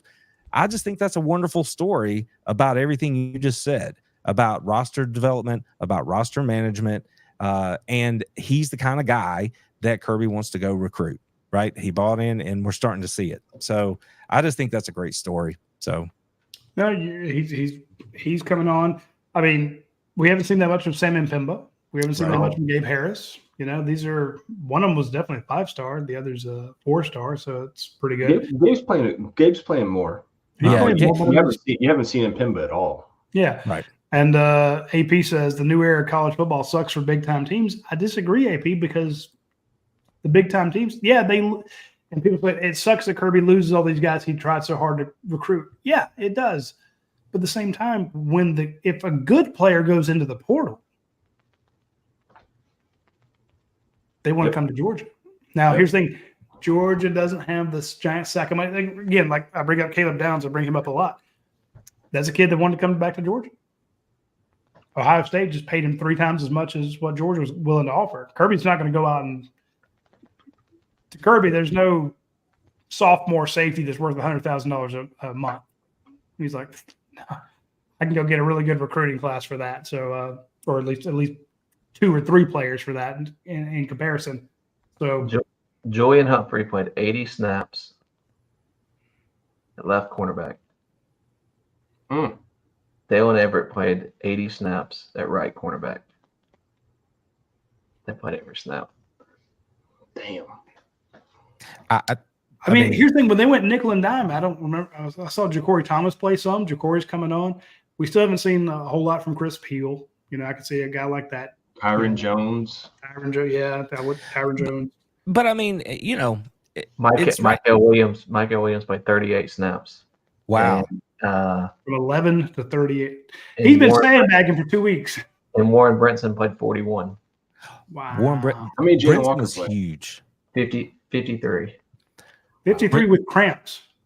A healthy Brinson is huge for that run defense. Huge. When he's in there with Stackhouse, that's just a wonderful fit. TID's been outstanding. And then you've got those corners playing 80 snaps. I mean, I don't want to read too much into that, but that has to tell you it's a trust thing, right? They trusted those dudes because Harris was one of the dudes on the field last week. He gave up the 70-yard play, bad eyes. And I think, did he also give up the rail route for the touchdown, bad eyes? So if you perform that way and then you don't follow it up with a great week of practice, how can we trust you, on the road? I just think it comes down to trust. Well, here's my issue when it comes to practice, because I will talk to people inside the program and they will say, we had a great week of practice. Then they'll go out and lose. Not that happens very often, but, I've also had guys come out and say, oh, we just had a garbage week of practice. Kirby was just beside himself. And then they go out and win by 34 points. It's tough. But the thing that drives me crazy is people saying, well, what I see on the field, here's who needs to play and here's who doesn't based on what we're seeing in, 13, 14 plays. When these guys watch 22 hours of practice every week, and I'm like, they probably see a little bit more than you do. But the number one thing, in my opinion, that drives coaches crazy, you practice something over and over, and the guys get it. The guys do it right. They do it right 1,000 times. The lights come on Saturday, and they F it up. It's like, I've watched you do this 400 times in a row without missing a beat. And then when we're playing Alabama, you walk out there like, your vertebrae are fused together. It's just like, what the hell, man? So as a coach, I mean, hell, when I was coaching my kids and my son and his players, they would do it right every day in practice. And then we'd go play Greensboro or something. It's like, they just forget everything. And it's like, Caleb, I've seen you do this 400 times in a row. Now it's like day one. What the hell were you thinking? I don't know, coach. It's got to be the most frustrating thing in the world. And for folks who are like, how can they not see that this guy's better than this guy? I'm like, because on the 800 reps that they did in practice, player A got it right all the time. Player B did not. So just because player B got it right the one time in the game, do you make that change? So, and my point is, the coaches earn their money because they have to try to make kids do it consistently. And what does Kirby Smart always talk about? We got to get some consistency. And that just kind of rolls off me as coach speak. I'm like, of course you want consistency, coach. But most coaches will tell you, I'd rather have a guy who consistently does it all one way, not up or down, just the same, good or bad, because I can coach. I can game plan on that. Not on a guy that's up and down, up and down, up and down. That's kind of feel how Carson Beck's been. He's been up and down, up and down, up and down. And it's like, Mike, call this, Mike, call that. And Mike's like, I don't know if my quarterback's going to be able to hit this guy on a crossing route. But at the same time, he may throw an absolute dime, an NFL throw. I don't know what I'm going to get when I call these things. So I don't know if my offensive line's going to block. I don't know if we're going to pick up a twist or a stunt. Maybe we're going to, maybe we're not. So – well, that is the most perplexing thing, I think, to this point. The one thing that everybody thought that was pretty stable was 15, right? At least you had a baseline for what he was going to do. And that has been one of the things that has messed me up when I've looked at it. I mean, last year, the first quarter of the season, when I watched him play, I'm like, you look fast, like your clock looks fast. Everything looks fast. Your reads are too fast. Everything's fast. And then as he moved through the season, those things seemed to work themselves out as he got more faith in his offensive line and that sort of stuff. And this year, though, after having lived through it last year, I didn't expect to see that again. Yet when we watched him early in the season this year after the Clemson game, but it even showed up there, it still sort of felt that way. And there are still times when it looks like he bails on the pocket as opposed to climbing the pocket, and when he's on the move, he is, sometimes it's great, sometimes it's not. It's just things that you think he should have advanced beyond. Like his fundamentals, 1 minute look fantastic. The next minute, his feet look like complete trash.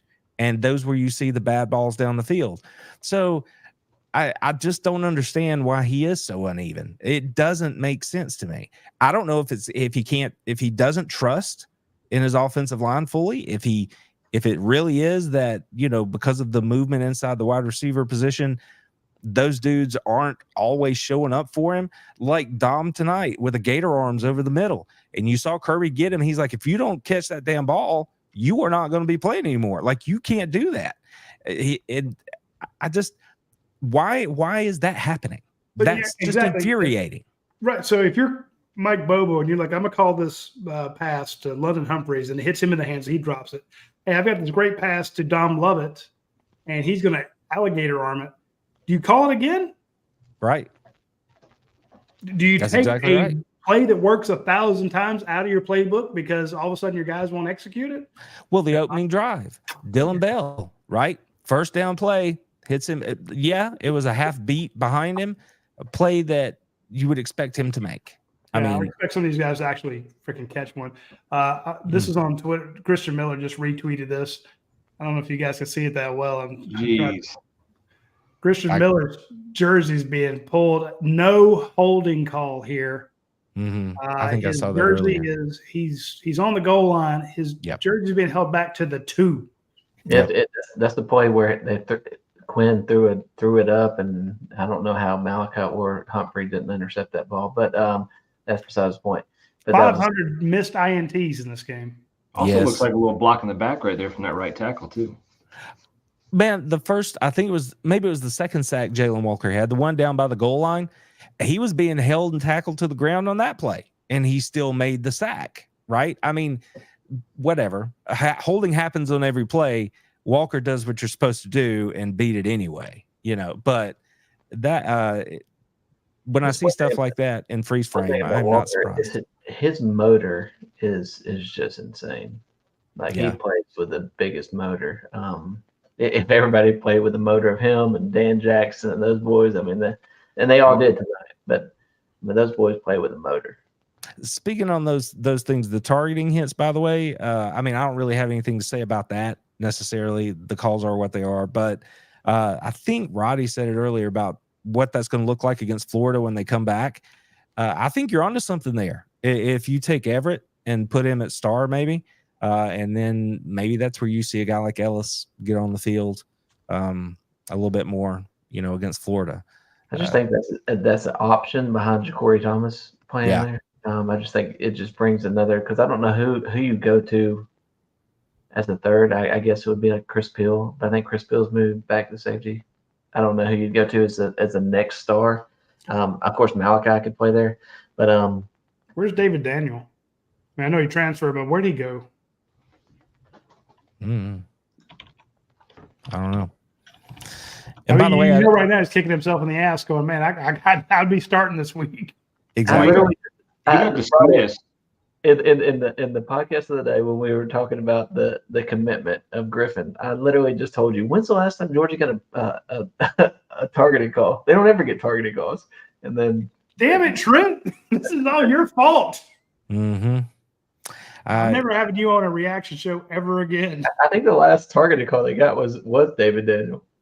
Wow. Coach Dodden asked me a good question. He's like, when do you remember the last time Georgia brought a cornerback blitz? I know what I think, but obviously the one that stands out was it would have been Bullard against Tennessee, and then I'm certain they did it last year, and I just don't recall. But it was nice to see. The last one I remembered, I'm like, Eric Stokes. he's like, this year, idiot. Yeah. Now, this year, I just don't. But and to that, speaking of things you rarely see, I think we actually saw a screen to the running back tonight on 3rd and long. It wasn't executed very well. I think they picked up maybe 6 or 8 yards on it. Yeah. But to my mind, that's like the first true running back screen that I've seen run this year. Like, why do people keep bitching at Mike Bobo about calling screen and toss sweep under center toss sweep? Yeah. So there you go. I just with the guys that you have at the running back position, I just thought the running back screen game, middle, side, whatever, they just haven't thrown it to them. I've just been surprised. It's always the wide receiver stuff, but even with Lucky, which, by the way, I don't have any information on him, why if he didn't get back in the second half or whatever your point was, I didn't hear anything about it either. So you got to reach out to somebody about that one, because I don't know. I wonder if they have something in the bag with the way they played at wide receiver, and you have Etienne, you have Frazier, you have a Dwight Phillips in up there. Why don't you use some more 2-back? I said it last week. Put them both there in the backfield. I don't know. Because you lose a blocker. Well, when Mike was here before as the OC, and you had Marshall and Gurley, they ran split back, right? A lot. Yeah, and you even ran like James Cook, and you split him out, and you did stuff with him, and motion him out. I think you could utilize those two guys even if you Etienne catches the ball very well. I think you could motion Etienne out and have him in the slot and then have Frazier lined up in the backfield. Just do some various stuff with them. But if you're trying to get your best players on the field and the wide receivers are struggling, it's just a way to get your best athletes on the field. I was honestly surprised that Evans wasn't targeted more tonight. I thought he might see a few come his way. Yeah, I did too. Actually, in my column, I wrote get it to Evans, Etienne. Trying to remember who else. But you saw what worked in the first half. They brought Evans in. They brought Evans in and used him as a decoy, and that really opened up the running game because they faked the speed sweep to him or looked like and they pulled the linebacker out. That's what some of Etienne's big runs in the first half was on decoys to Anthony Evans. Anthony Evans played 8 snaps, 4 rushes, 4 passes out of 71. Thank you, Jermaine King, for the super chat. I love it. Jermaine King is way too generous. He wants to keep going until 3 a.m. We're about 20 seconds away from 3 a.m. I was about to say, yeah, like I said, y'all keep running hours.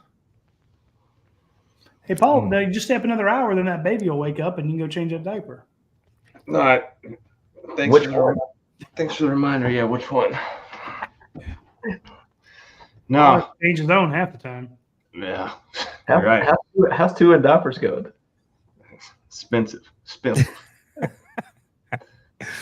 Oh, but Randy, man, we appreciate. We're gonna wrap it up and get out some helmet stickers, man. But we appreciate you always coming on with us and that beautiful, beautiful voice of yours on that microphone. All right, one more time before I get out of here. How about them dogs, everybody? That was a good win. I'm gonna sit on that one for a little while here before we take on the hated Gators. Because you got 2 weeks. That's my big one. That's right. I'm gonna be sure to follow Randy on TikTok. He's got one of the best TikTok channels out there. Yeah. He did a great job helping us cover the SEC media days. So he is a great friend of the show, and we appreciate him coming on. He does have a real job. Yeah, I do. I appreciate it. And anytime y'all have me, I'm happy to show up. So that'll be a good thing. Guys, have a good evening. All right, brother. You too. I was taking a piss. I thought that was his actual dog that barked right at the perfect time when he said that, and I was like, "Damn, what's the coincidence of that?" And then it happened again. I was like, "Okay, he's got that preset." So, that roadcaster, man. Yeah, he's got that thing set up over there. All right, boys. Trent, you've never. I don't know. Have you given out helmet stickers? I don't think you have. No, but you better make this last 2 minutes for Jermaine King. So let's go. Yeah, we got 2 more minutes, Jermaine. Trent, since it's your inaugural helmet sticker debut, what you got? We normally give one for offense, one for defense, then Roddy just gives everybody else the rest of them. So, well, I mean, I could go with the obvious one, but I think I'm gonna go against the obvious one. I've been giving Dalen Everett hell for about 5 weeks, and I'm gonna give him a helmet sticker just because he came to play and he made some big plays defensively. He made some big plays against the run, the screen pass. And that was a huge interception for him to the way he showed man coverage and then fell back in that zone and fell right in that. So I'm gonna give one to Dalen Everett. Dalen Everett, 7 solo tackles, 1 sack, 1 interception, 1 forced fumble. Pretty good. That's a hell of a stat line, baby. That's probably that's definitely his best game of his best game career. Ever. Yeah. Who you got on offense, Trent? Offense. Well, I'm gonna have to go with Trevor Etienne. I think Jared Wilson being back was huge. I thought he played good, but I'm gonna have to go with Trevor Etienne. I think Etienne is the best player on Georgia's offense, and he played like it tonight. Man, there's not much on that offensive side of the ball, man. Defense, I'll take the other easy one here. Jalen Walker for me. Just that Georgia has finally, and Kirby alluded to it, what was it, earlier in the year? They had to find a way to get him on the field. They weren't comfortable with putting him on the field because he's kind of a hybrid type backer. They have found a way to get him on the field and work him in. Led the team in tackles with 8, had 3 sacks, 4 quarterback hurries, was just everywhere on the defensive side of the ball. Offense, God almighty.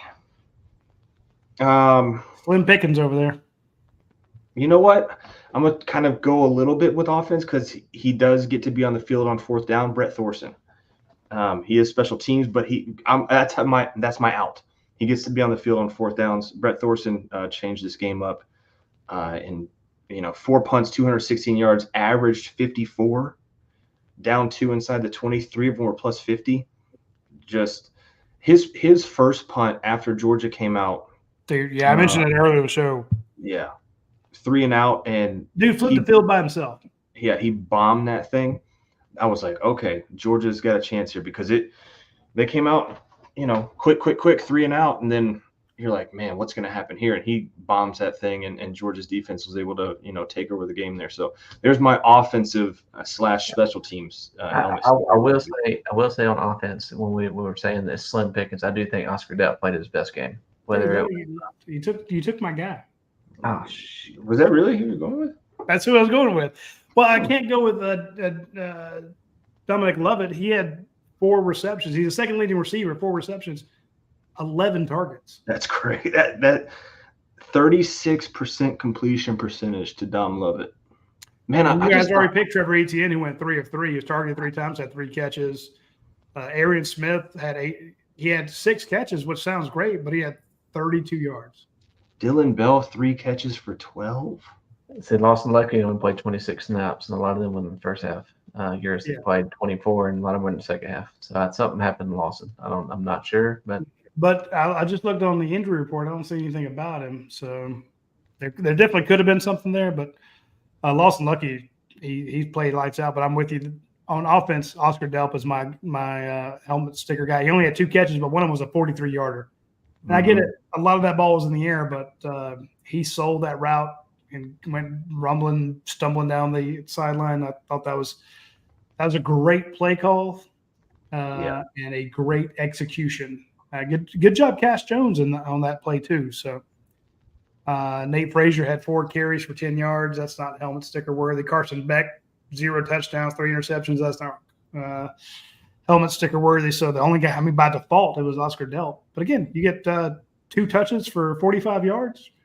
That's he did pretty good blocking too. Yeah. Oh, he laid a guy out on that first touchdown for Etienne. Yeah. So set the edge, and even the one where Etienne ran into his back and then fell what I thought was into the end zone, and they said it wasn't right after the review. I'm like, hey, that's Etienne running into you. You set the hole. So Oscar did his job. So he was my guy on offense. I thought Malachi Starks had a good game. He did. Yeah. Okay, here we go. 7 tackles, 1 tackle for loss. Malachi being Malachi. I was gonna say that's an average Malachi game though. That's but I mean that's but it's good. Yeah, I mean like it's one of those. He's had some non-Malachi games as of late. He has. There's one guy on this defensive side of the ball you have to pick him. You have to. You have like I got one for most improved, or at least the I just really like. I thought Dan Jackson had a big game, but it's I'm gonna go with number 10. Damon Wilson. He only had, I think he had 1 sack, one tackle, 1 sack, but Damon Wilson who really showed out to me was Jonah Aguero.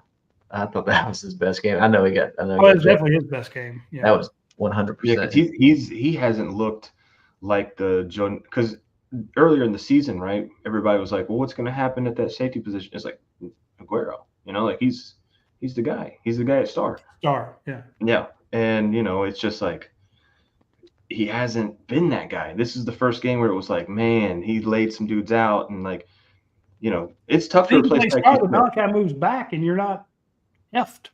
Yeah, and he contained so well to forcing the runner back in on those plays. I mean, he did. Yeah, I called that one out on the watch along. I'm like, he played the technique right, turned the guy back inside to where your help is, and he took on a huge tight end. What's the guy's name? Hemp. You talking about the dude with the dreads? The one that 84. threw it up to at the end, and freaking he out jumped. Yeah, snatched over and mossed his ass. I got to look up that number 81 guy for them, dude. He was a monster. They threw it over the middle to him. I was like, did they just throw it to an offensive lineman? Let's see. Who is this kid? Shout out to him. Helm, 85. Yeah, Helm. Yeah. 6 catches, 62 yards. 6 catches, 6 targets. Isaiah Bond had 2 targets for 11 yards. He was on the sidelines for most of the game. It was the touchdown and the 2-point conversion. Yeah. Back to back. All right, so this tight end isn't as big as I thought he was. His name's Juan Davis, 6'4", 235. He looked like he was like 6'4", 275. So that number might not be right. Yeah, There's one more guy we got to give. That big Helm came out to pick up Janelle Aguero. Janelle's like, I don't care. One more guy on the offensive side. We could give it to everybody on the offensive line, on the defensive side, right? One more guy on the defensive side, Mikael Williams. I mean, finally he's healthy again and looked like himself out there. So there it is. There it was. I guess, I mean, the thing is, it's tough to pick out a guy on the offensive line, but I don't remember many sacks. Not many sacks. I guess Jared Wilson being back, it helped that run game because that's the difference in the past 2 games. No holding calls. That's like Jared Wilson and Xavier Truss are the 2 that graded out the highest. Hey, Xavier Truss didn't get in the fight with anybody. That's helmet worthy for me. True, but he got passed through like Taco Bell. It was running. There are a couple plays. So that's a good note to end on. Yeah, that's a good way to end it. Yeah. Guys, we appreciate you so much for watching the post-game overreaction show presented by UJSports.com. I'm Paul Meharry. Trent Smallwood stayed around with us the whole time. We had Ryan Bolsey here as well, even with his internet issues. Guys, there's no game next week, so there won't be a post-game overreaction show, but we will be back tomorrow night for the Peach State Power Hour. We'll have UJ Sports Live during the week, Rumors versus Facts during the week, Film Don't Lie. What you got, Rodney? Is there a big game next week? I don't think so, actually. I think this was the big week because it's Tennessee, Alabama. It was Georgia, Texas. I don't think there is, at least not that I've seen. But, guys, we appreciate you so much for sticking around with us. We'll have tons more content over on UJSports.com. LSU, Texas A&M. I was saying if there's a big game, we could do like a 20-minute Notre Dame overreaction. Notre Dame Navy. Yeah, who would have said that at the beginning of the year? Yeah. We could do a Saturday night wrap-up. Yeah, we could do a little Saturday. We could do a Saturday night. Here's the thing: we could just sit there and talk shit about all the other teams because Georgia didn't play, so Georgia didn't lose. We could just make fun of everybody for about. Here's the thing, though: LSU Texas A&M is going to be at 7:30, but then it's going to take 4.5 hours for that game to end, like all the other ABC games this year. I'm about sick of that shit. Hey, we can watch the Vandy Texas game. But Missouri, Alabama. 2 teams that probably won't do anything in the SEC this year, which is crazy to say after what last year did. So, guys, we appreciate it. If you missed any of the show, I'll have it up on the podcast here in just a few minutes once I get it downloaded. And we'll see you guys 2 weeks from now. Georgia, Florida, without 2 starting secondary members for the first half of the game. We'll talk to you then. See you. See you.